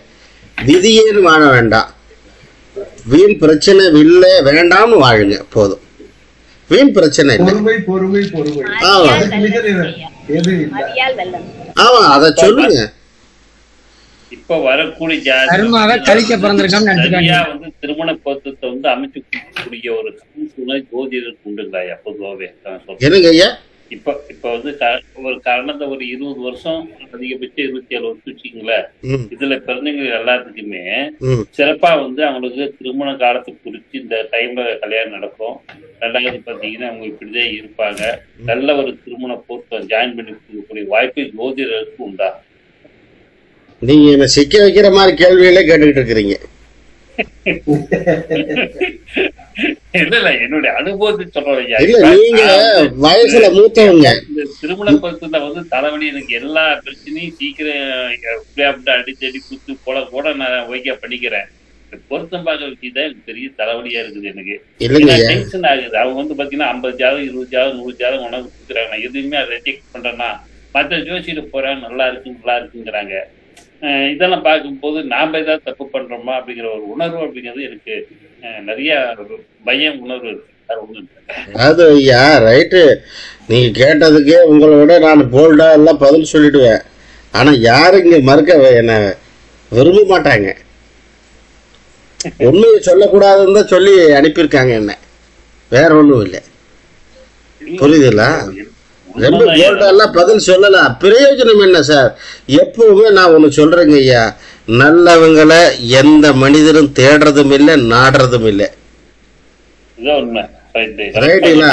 நீங்க ஜோசியரா இருங்க, நீங்க எவ்வளவு பேர் இங்க படிக்க வந்த மாணவர்களா கூட இருக்கட்டும், நீங்க பாருங்க, அவங்க நீங்க இப்படித்தான் பிராக்டிக்கல்னு சொன்னா ஏத்துக்க மாட்டாங்க. அங்க ஒருத்தர் சொல்லுவாரு, விதியை மாற்ற ஒரே நாள் தீர்வு வாங்க அப்படின்பா. அங்கதான் போவான் தலைவிதி. அவன் தலைவிதி அங்கதான் முடியணும்னு இருக்கு. என்ன பண்றது? 10,000 சொல்லுங்க பின்ன. 1500 2000 கொடுத்துன்னா வர மாட்டான். என்னங்க ஐயா பண்றது? என்ன செய்ய சொல்றீங்க? நான் என்ன பண்றது? நான் நினைச்சு பார்த்துட்டு விட்டுட்டு நான் ஏன் சித்தம் போட்டு சிவம் போக்குங்கிற மாதிரி ஆண்டம் விட்ட வெடி போடா அப்படின்ட்டு ஆந்திரி கிளாஸ் வாங்க 2 நாளைக்கு கோடீஸ்வரன் ஆகலாம். அதெல்லாம் நிறைய இருக்கு. போட்டா ஒரு 20,000 கொடுத்தா வந்துருவாங்க. சொல்லி தர வாங்கன்னா வர மாட்டாங்க. அதான் உண்மை. 4 கிளாஸுக்கு பாருங்க, 5வது கிளாஸ் மாதிரி கிளாஸ் போடி பேரும் பாருங்க நிறைய இருக்கிறாங்க. சரி, கணவனுக்கு நோய் 7ஆம் இடம். அதாவது ஒரு ஜாதகத்தை வைத்துக் கொண்டே கணவனுக்கு நோய் வருவதை பற்றி நம்மால் சொல்ல முடியும். 7ஆம் இடத்தில் இருக்கக்கூடிய கிரகங்களை பொறுத்து. 7ஆம் இடத்தில் ராகுகேதுக்கள் இருந்தாலும் கணவனுக்கு நோய் நொடிகள் கண்டங்கள் விபத்துக்கள் ஏற்படலாம். 7ஆம் இடத்தில் சனி இருந்தாலும் கண்டங்கள் விபத்துகள் நோய் நொடிகள் ஏற்படலாம். புரியுதுங்களா? ஒண்ணு அது தெரிஞ்சுங்க.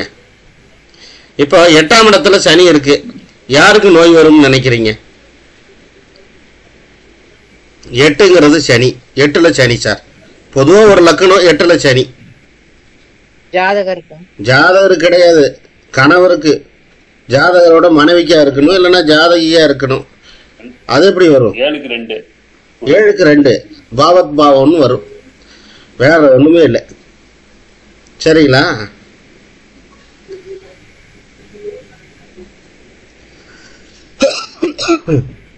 இது அதோடைய தன்மை.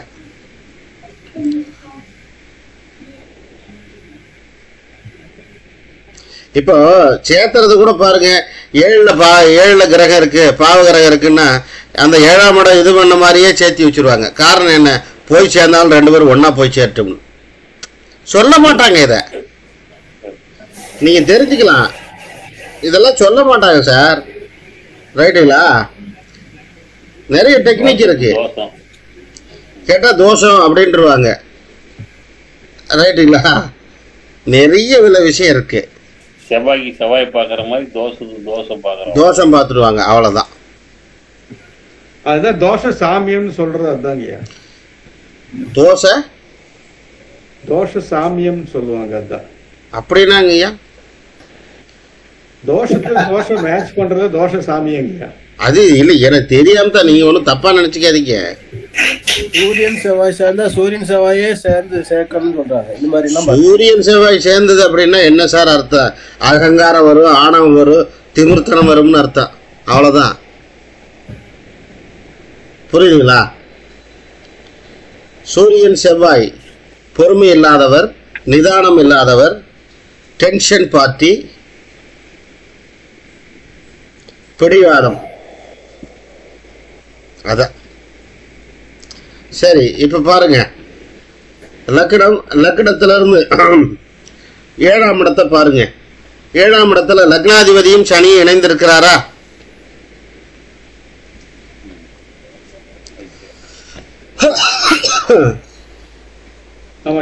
புரியுதுங்களா? பொதுவா வந்து நீங்க பாத்தீங்க அப்படின்னா உங்களுடைய லக்னத்தை பொறுத்தே 7ஆம் வீடு இப்படித்தான் வருவாங்கன்னு நீங்க முடிவு பண்ணிடலாம். சும்மா ஜென்ரலா இப்போ ஒவ்வொரு லக்னத்துக்கு 7ஆம் வீடு இருக்கிறது, ரைட்டுங்களா? அதை பொறுத்து நீங்கள் முடிவு பண்ணிடலாம். அதுபோல் லக்னாதிபதி 7ஆம் இடத்தில் இருக்கிறார், அங்கே சனியும் இருக்கிறார். வரக்கூடிய கணவர் நல்லவர் என்று சொல்வதற்கு இல்லை.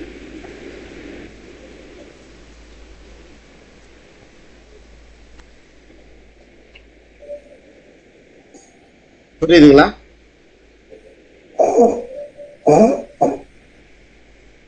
நல்லவர்னு சொல்லிட முடியாது, நிறைய பிரச்சனை வந்துடும் அவரால். சார் 7ஆம் இடத்துல இப்போ நீங்கள் வந்து உங்களுக்கு வந்து அம்மா அப்பாவால் ஒருத்தருக்கு பிரச்சனை வருது, ஒருத்தருக்கு மனைவியால் பிரச்சனை வருது, ஒருத்தருக்கு குழந்தையால் பிரச்சனை வருது இல்லைங்களா? இதெல்லாம் நீங்கள் லக்னங்களில் பேஸ் பண்ணி எடுத்து பார்த்தாலே தெளிவாக சொல்லிடலாம். ஒன்றும் பெருசாக ஒன்றும் சிந்திக்க வேண்டியதில்லை, அழகாக சொல்லிட்டு போயிட்டே இருக்கலாம்.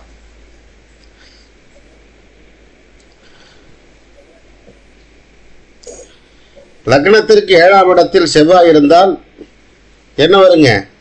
வியாதிகள் வரும். செவ்வாய்ங்கிறது உஷ்ணம் தானுங்க. அப்போ உஷ்ண கட்டிகள் வரும்னு அர்த்தம். அது எங்க வரப்போகுது? 7ஆம் இடம்ங்கிறது பொதுவாக எதை குறிக்குது? நம்மளுடைய உறுப்புகள்ல எந்த உறுப்புகளை அதுலதான் பிரச்சனை வரும்னு அர்த்தம். அவ்வளவுதான்.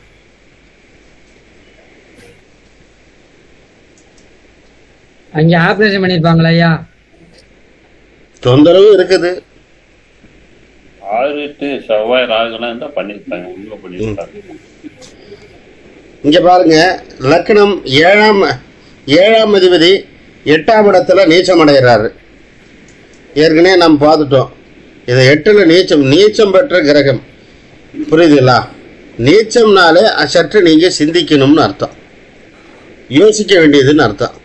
லக்னாதிபதி நீச்சமானா ஏற்கனவே சொன்னது போல அவருக்கு ஸ்டேஜே கிடையாது, எந்த ஸ்டேஜுக்கு போயிடுவார், இறங்கி போவார்னு அர்த்தம். ஒரு படத்தில் கூட நீங்கள் டைலாக் பார்த்துருப்பீங்க, என்ன சார் ஒரு 3 அரை கிரவுண்டு இடத்துக்காக இறங்கி அவங்கள செஞ்சிட்டீங்களேன்னு.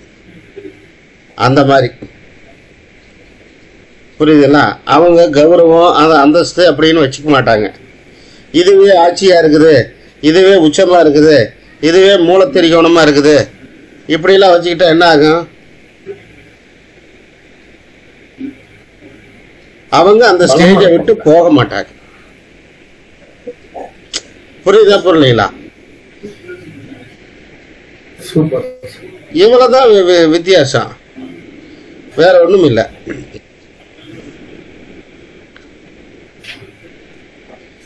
ஏன் கேரக்டரை பத்தி நான் பேசுறேன் இவ்வளவு தூரம் அப்படின்னா, சார் நீங்க ஜோசியத்தை கிரகத்தை சொல்லுங்கன்னா கேரக்டரை சொல்லிட்டு இருக்கிறீங்க நினைப்பாங்க. கேரக்டரை தெரிஞ்சுக்கிட்டா வாழ்க்கையை நீங்க ஜெயிச்சுட்டு போயிட்டே இருக்கலாம். ஒருத்தருடைய கேரக்டர் இதுதான் தெரிஞ்சா வாழ்க்கையை ஜெயிச்சிடலாம். நீங்க கிரகத்தை தெரிஞ்சுக்கிறத விட கேரக்டரை தெரிஞ்சுக்கணும், அவ்வளவுதான். ஒரு ஆபீஸ்ல வேலை பார்க்கறவங்க ஆபீஸ்ல இருக்கிற 10 பேர் கும்பிட போடுவாங்க, வீட்டில் இருக்கக்கூடிய மனைவி ஒரு சொன்னா கோச்சுக்குவாங்க. ஏன்னா அவர் அங்க போய் ஒன்றும் பண்ண முடியாது, அங்க கும்பிடுதான் போட முடியும் அவரால். புரியுதுங்களா? அங்க போடுற கும்பிடு வீட்டுல போட்டிருந்தா உருப்படியாவது இருந்திருக்கலாம், அது அவருக்கும் தெரியும், செய்ய மாட்டார். அதுதான், அதுக்கு தான் இந்த கேரக்டர் சொல்றது. புரியுதுங்களா? நம்ம தெளிவு பண்ணிட்டாவே ஜோசி சொல்றது நம்ம ஈஸியா போயிடும், நமக்கு ஈஸியா, ரொம்ப ஈஸியா போயிடும். ஆமாங்க ஐயா.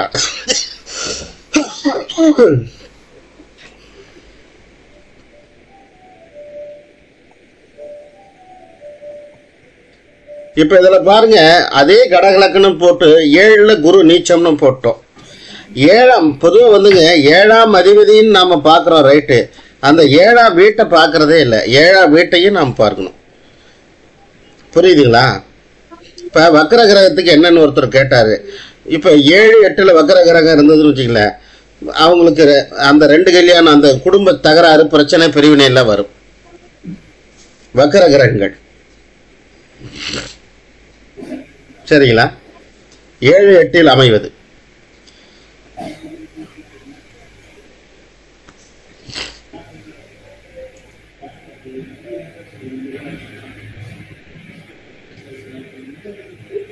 இது பாருங்க ஐயா, இப்போ இது சம்மந்தமே இல்லாமல் போட்டிருக்கோம். லக்னத்துக்கு 7ஆம் இடம்ங்கிறது அது கன்னி. ஆனால் சூரியன் ராகு கேது எங்கே இருக்கிறதா போட்டிருக்கிறோம். ராகு கேது ஒன்று சேராது, அது வேற விஷயம். ராகு கேது ஒன்று சேராது, அது வேற விஷயம். ஆனால் சூரியன் அங்கே ராகுவை வச்சிங்க, கேதுவை வச்சிங்க, ஏதோ ஒரு கிரகம் இருக்குது. ஆனால் அதுவும் என்ன பண்ணிடும், பிரச்சனை பண்ணிடும்னு சொல்கிறோம். காரணம் என்ன, அது காலபுருஷனுக்கு 7. நீங்கள் ஜாதகத்தை பார்க்கும்போது லக்னத்துக்கு 7 மட்டும் பார்க்குறீங்க, காலபுருஷனையும் கணக்கு போடணும். அது காலபுருஷன் இல்லாமல் ஜோதிடமே இல்லை. சரிங்களா? போன் நம்பர்யா ஐயா, போன் நம்பர்யா, தொலைபேசி ஐயா. ஐயா டிஸ்பிளே பண்றதுலயே வருது பாருங்க 78. சரி சரி சரி சரி. ஆஹா, நீங்க எங்கேயோ இருக்கீங்க.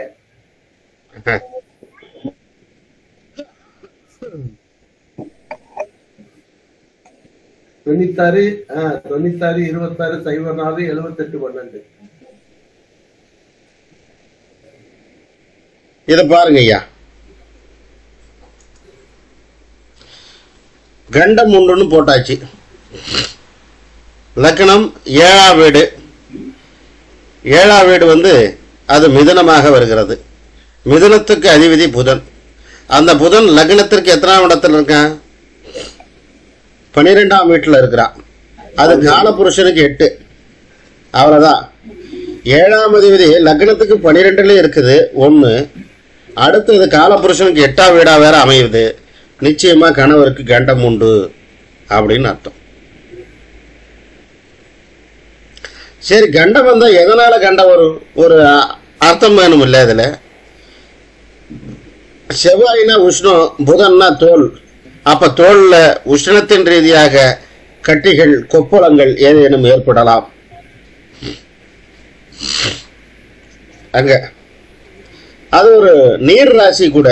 அப்ப நீரினால் ஆபத்து ஏற்படும். அது விஷ ஜந்துக்கள் இருக்கக்கூடிய இடம் வேற. அப்ப விஷ ஜந்துக்களாலும் ஆபத்து ஏற்படலாம். நல்லா புரிஞ்சுங்க. இப்படி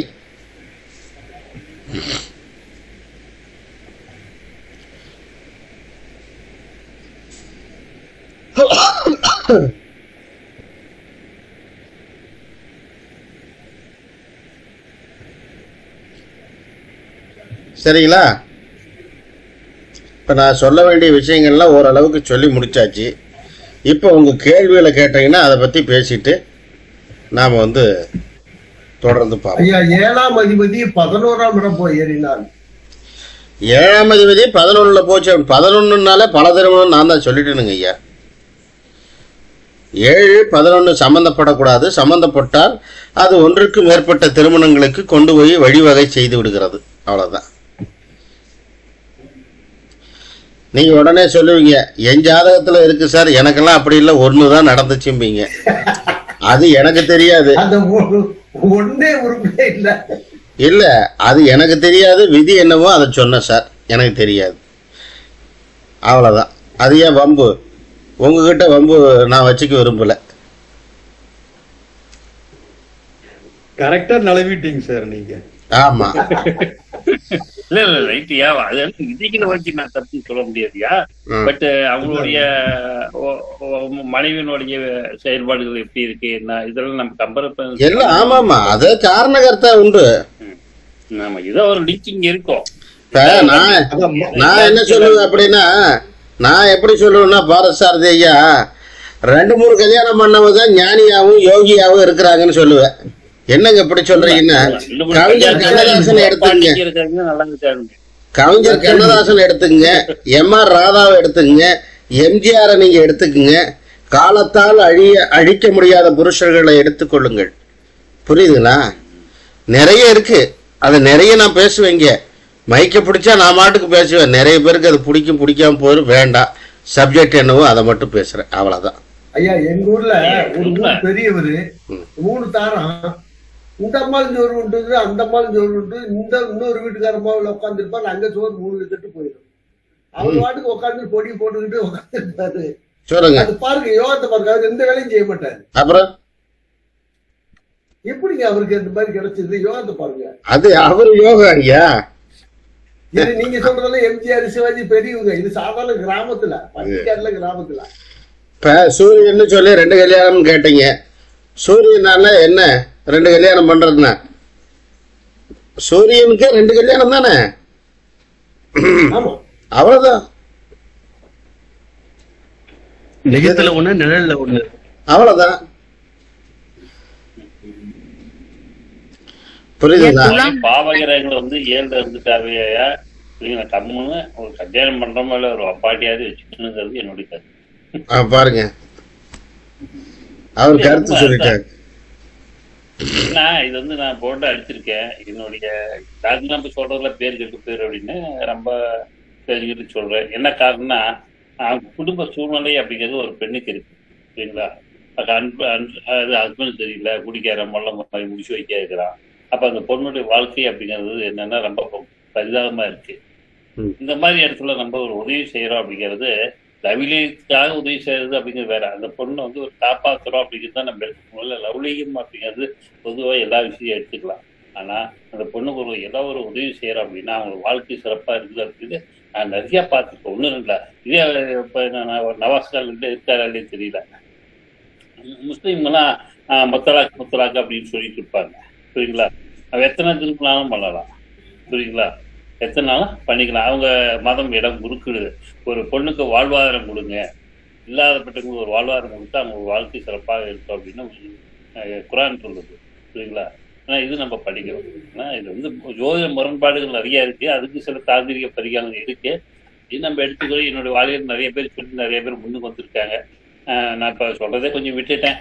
எல்லா காரணம் என்ன சொல்றது, பாவப்பட்டவங்களுக்கு சொல்றேன், நான் இல்லைன்னு சொல்லலை. பாவப்பட்டவங்களுக்கு கஷ்டப்படுறவங்களுக்கு நம்ம சொல்றது, பொண்ணு நீ காப்பாத்துப்பா, வாழ்க்கை இப்படி இருக்குது, அப்பா இல்லை அம்மா இல்லை வீட்டுக்காரர் இல்லை, காப்பாத்தி கொடு அப்படின்னு சொல்றேன். இந்த பொண்ணு பொண்டாட்டிக்கு ஒரு பாதிப்பா இருக்கக்கூடாது இல்லையா? அதையும் பார்க்கணும் இல்லையா? இதெல்லாம் பார்த்து சொல்லணும். சும்மா குட்டா மகளை அந்த பாவத்தை நாம ஏந்தக்கூடாதுன்னு தான் என்னுடைய கருத்து. மஞ்சளாமா என்னமோ கேட்க வந்தீங்க, சொல்லுங்க. ஐயா, இந்த துலாம் லக்னம் 7ஆம் இடத்துல சூரியனும் சந்திரனும் மேசத்துல, அது எப்படிங்கய்யா? சூரியனும் சந்திரனும் இருக்காரு. சரிங்க. சந்திரன் பரணியில, செவ்வாய்ங்கய்யா. சூரியனும் சந்திரனும் 7ல இருக்கு. 7ஆம் அதிபதி கல்யாணம் பண்ண உடனே தனி கொடுத்து அனுப்பிடணும். ஆமாங்கய்யா, கூட வச்சு கூடாது. அது போட மருமக வரும். நான் சொல்றேன் புரியுதுங்களா? மாமியா மாமனார் இல்ல, அப்புறம் அம்மா அவங்களோட வந்து இருந்துக்கலாமா? பஞ்சாயத்து தான். சந்திரனும் பஞ்சாயத்து, சூரியனும் பஞ்சாயத்து, வெடிச்சுக்கிட்டே இருங்க. அப்புறம் அது அப்பா அம்மா ஒற்றுமைக்கு இருக்க முடியாது. அப்பா அம்மா தான் அவங்க ஒற்றுமையை கெடுப்பாங்கன்னு சொல்றேன். சரிங்க, கரெக்டுங்க. புரியுதுங்களா? புரியுதுங்க ஐயா. அவ்வளவுதான் விஷயம். அது சப்ஜெக்ட் அவ்வளவுதான். நீங்க கிரகம் இப்படி இருக்குதே அமைஞ்சிருச்சேன்னு நினைச்சு கவலைப்பட்டுக்கிட்டு இருக்கிறீங்க. எதுக்கு கவலைப்படுறீங்க? அந்த கிரகத்துக்கான ஆல்டர்னேட்டிவ் என்ன? அவ்வளவுதான், முடிஞ்சது. 7ஆம் வீடுங்கிறது கணவன் மனைவி மட்டும் பேசிக்கொள்ளுகின்ற ஒரு இடம். அந்த இடத்தில் சம்பந்தம் இல்லாம இறைவன் அருளாலோ அது என்ன காரணமோ தெரியாம நம்மளை கொண்டு போய் அங்க வச்சுட்டான். ஸோ இறைவனை நம்ம வேண்டிக்கிட்டு அந்த குழந்தைங்க நல்லா இருக்கணும், நம்ம அந்த இடத்துல இருந்து வெளியே வர்றோம். அப்ப தனி கொடுத்தனும் வச்சிடுறோம். அவ்வளவுதான். அவங்க நல்லா சிறப்பா இருப்பாங்க. வேற ஒண்ணும் இல்லை, வேற ஒண்ணும் நடக்காது. நீங்க ஒண்ணுங்க சிறப்பு இல்லைங்க ஐயா குடும்ப வாழ்க்கையில. என்னங்க சிறப்பு இல்லைங்க ஐயா? இல்ல இல்ல, அதாவது வந்துங்க அந்த சிறப்பு இல்லைங்கிறத பத்தி நம்ம தனியா சொல்லுவோம், செய்வோம், அதுக்கு இது பண்ணி கொடுப்போம் இல்லைங்களா? நீங்க சொல்றது எனக்கு புரியுது. நிறைய விஷயங்களை இங்க பொது வெளியில நம்ம பேசவோ சொல்லவோ கூடாது. அது அவ்வளவு நல்லா இருக்காது. பர்டிகுலரா தனி நபர் ஒரு பெண் ஜாதகத்தை நீங்க எப்போ நான் என்ன சொல்றேன் அப்படின்னா, ஜோதிடர் ஒரு பெண் ஜாதகத்தை பத்தி எப்போ நாம ரொம்ப டீட்டெயிலா விவரிக்க ஆரம்பிக்கிறோமோ அப்பவோ அவங்களுக்கு பிரச்சனை ஸ்டார்ட் ஆயிடும். இது எங்க குருநாதர் சொல்லி கொடுத்தது, புரியுதுங்களா? அதனால ஒரு பெண் ஜாதகத்தை பத்தியோ அவங்களுடைய பிறப்புகளை பற்றியோ நீங்கள் அவதூறோ பேசவோ அது இருந்துட்டு போகுது. அதை எப்ப நீங்க இது பண்றீங்க அப்படின்னு. ஏன் ஆண்கள் ஜாதகத்துல அது இல்லையா? ஏன் ஆண்கள் ஜாதகத்துக்கு அது பேசக்கூடாதான்னு கேட்கிறார். ஆண்களை பற்றி பேச மாட்டேங்கிறீங்களே, பெண்களை பத்தி மட்டும் இப்படி பேசுற, அது எந்த விதத்தில் நியாயம்னு கேட்பாரு. அதனால நாங்க அதை கேட்டே வந்தோம். அதனால நான் அதை பேச விரும்புறதில்லை. ஆனா சொல்யூஷன் என்னவோ நம்மளால முடிஞ்சது கொடுப்போம், பார்க்கலாம். சரிங்க, சரிங்களா? நன்றிங்க. வேற ஏதாவது சொல்யூஷன் இருக்காங்கய்யா? நிறைய இருக்கு, அதை நாம் பேசுவோம். சரிங்க சரிங்க, ரொம்ப நன்றிங்க. நன்றி. Kesavan, Chennai auto driver sir. வாங்க கேசவன் சார், வணக்கம். இப்பதான் 5 நிமிஷத்துக்கு முன்னாடி இணைஞ்சேன் சார். சரி சரி. இந்த வாய்ப்பு கொடுத்தமைக்கு நன்றி சார். நன்றி நன்றி. அட்மினுக்கும் நன்றி சார். நன்றி சார். Super super super. வேற யாருக்கு சார் சந்தேகம் இருக்கு?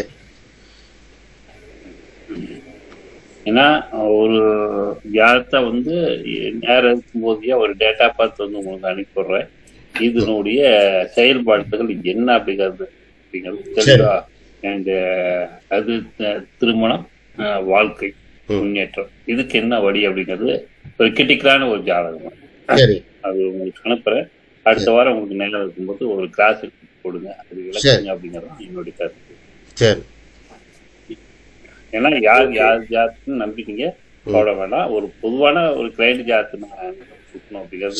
யாரோ ஒருத்தர் கிளைண்ட் ஜாதகம் கொடுங்க, யாரும் எந்த பலன் சொல்ல வேண்டாம், ஐயா சொல்லட்டும்.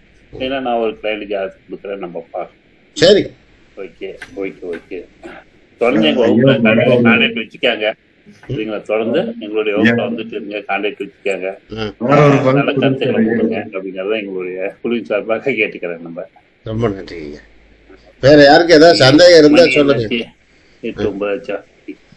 உங்களுக்கு சந்தேகம் இருந்தா கேட்கலாம்.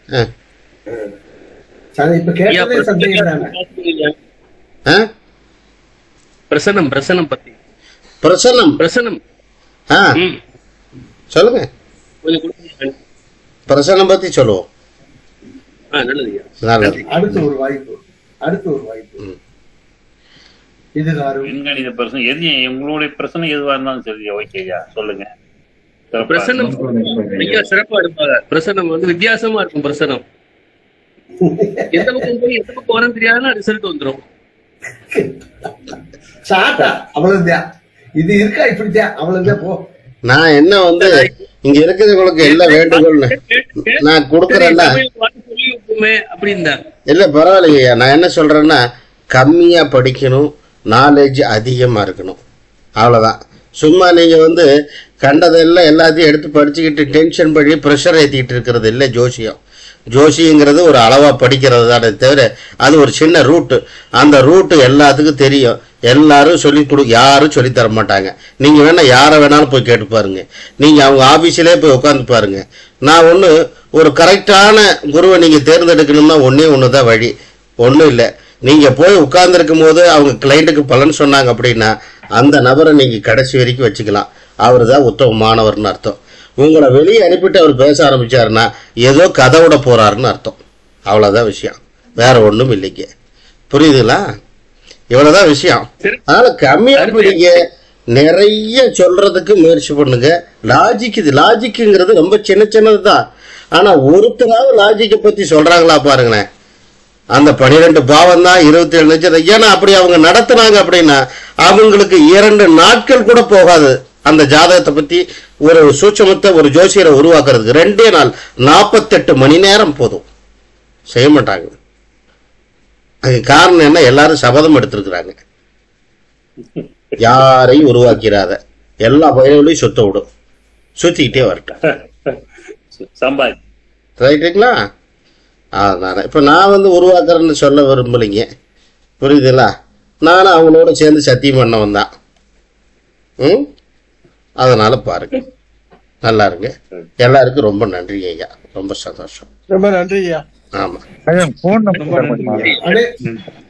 சொல்றேங்க ஐயா. 96 260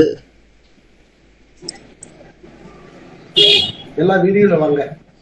ஆமா, எல்லா வீடியோல வாங்க.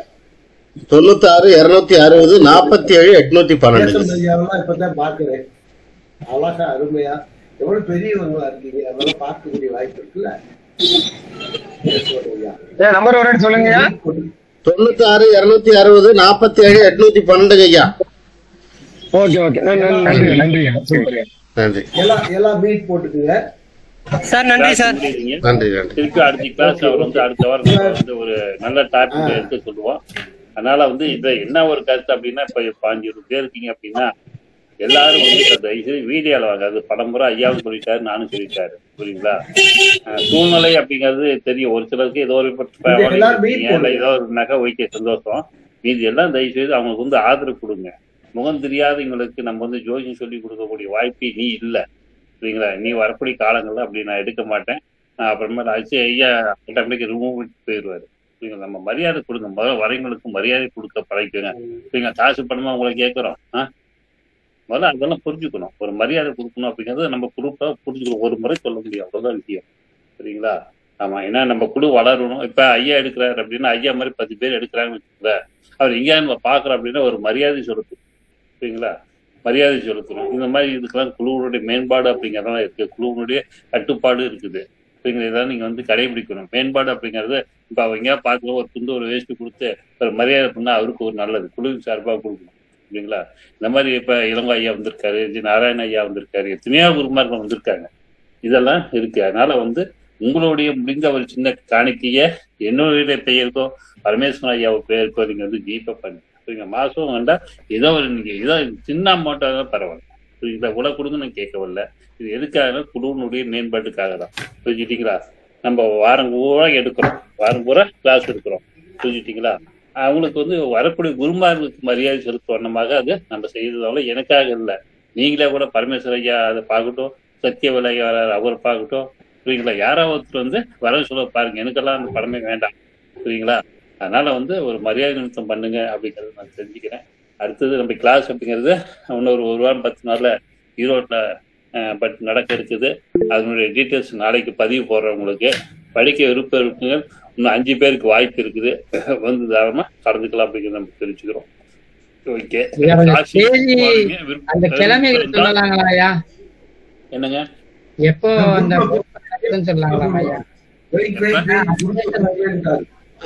எல்லாம் என்ன ராஜா இழுக்குறீங்க அப்படியே ரயில் மாதிரி இன்ஜின் மாதிரி, அதான் குறுப்புல போட்டாரு. படம் ஓடக்குள்ளே ரிலீஸ் என்ன. ஒரே ஒரு ரிக்வெஸ்ட்ங்க ஐயா, நீங்க ஏதாவது குழு வச்சிருக்கிறீங்கன்னா அந்த குழு லிங்க் கொடுங்க, இல்லை என்ன சேருங்க ஐயா. உங்களை சேர்த்துட்டீங்க? இல்ல எதுவும் வரலைங்க ஐயா, எந்த குழு வரல. சரி, நான் செக் பண்றேன். செக் இதுகாரும் அப்படியா? சேர்த்திப்பா, நானும் அதை எப்படி கவனிக்கலாம் சார் ஐயா. புதுசா வரீங்களா? ஐயா சேர்த்திட்டு இருக்காரு, அந்த விஷயத்த நான் கொஞ்சம் கவனிக்கல. கண்டிப்பா ஐயா நைட்டு சேர்த்துட்டு வருவோம். சரி, ஓகே.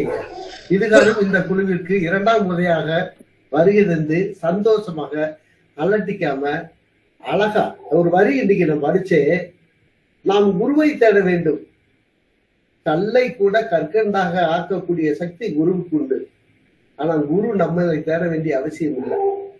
4 வரி எவ்வளவு விஷயம் அதுக்குள்ள இருக்கு. அது போல இன்னைக்கு நமக்கு வந்து சிறப்பான உரையாற்றி அந்த என்ஜின் எவ்வளவுதான் ஓட்டினாலும் அந்த கரெக்டா எல்லையை போடணும், டக்குன்னு அழகா அமைதியா நிப்பாட்டினார். 9:8:59 அதுதான் ஐயாவோட டேலண்ட். ஐயாவுக்கு எல்லாரும் வேண்டுகோளை ஏற்று பிரசன்னாவுக்கு ஒரு நாள் நீங்க இதே போல ஒரு நல்ல வாய்ப்பு, நல்ல நேரங்கள்ல உங்களுக்கு வாய்ப்பு இருக்கும் பொழுது வருகை தர வேண்டும் என குழுவின் சார்பாக குருநாதர் சார்பாக கேட்டுக்கொண்டு ஒரு திருமால் பாடலோட இன்றைய வகுப்பை நிறைவு செய்வோம். ஐயா பாடத்துங்களா ஐயா?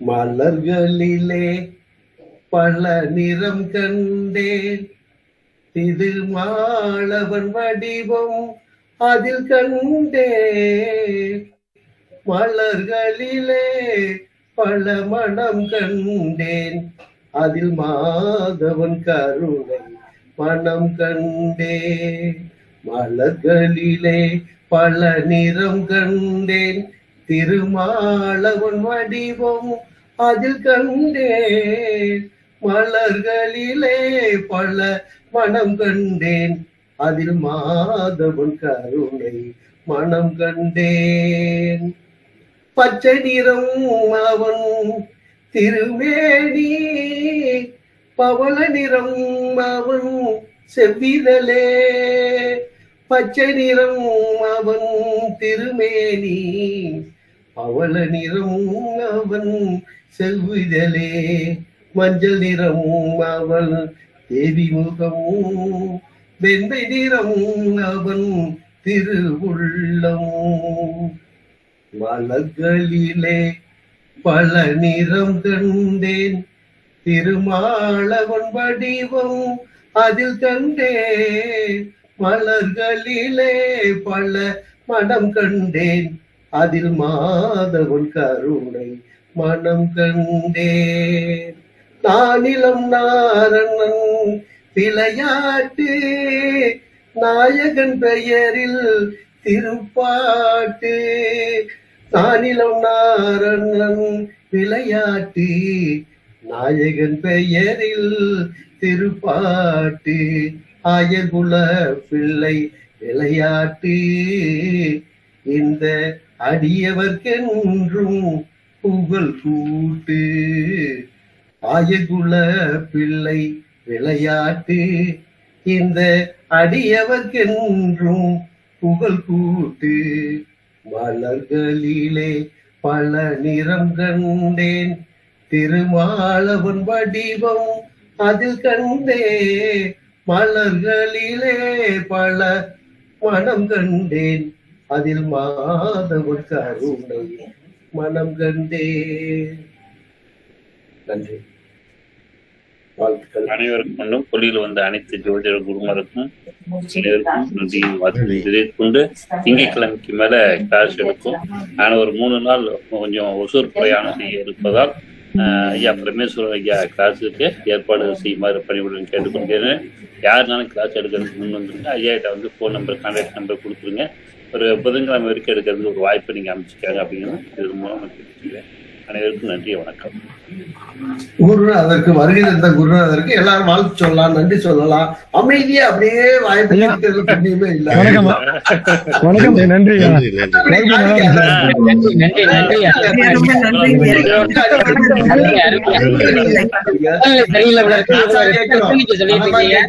கவனிக்கிறோம். ரொம்ப நன்றிங்கய்யா. ரொம்ப நன்றிங்கய்யா. உடல்நிலை சரியில்லாம இருக்கும் போதும் நீங்க அதோட சொல்றீங்க, பாக்குறோம் இடையில. நன்றி நன்றி, ரொம்ப நன்றி, ரொம்ப நன்றி.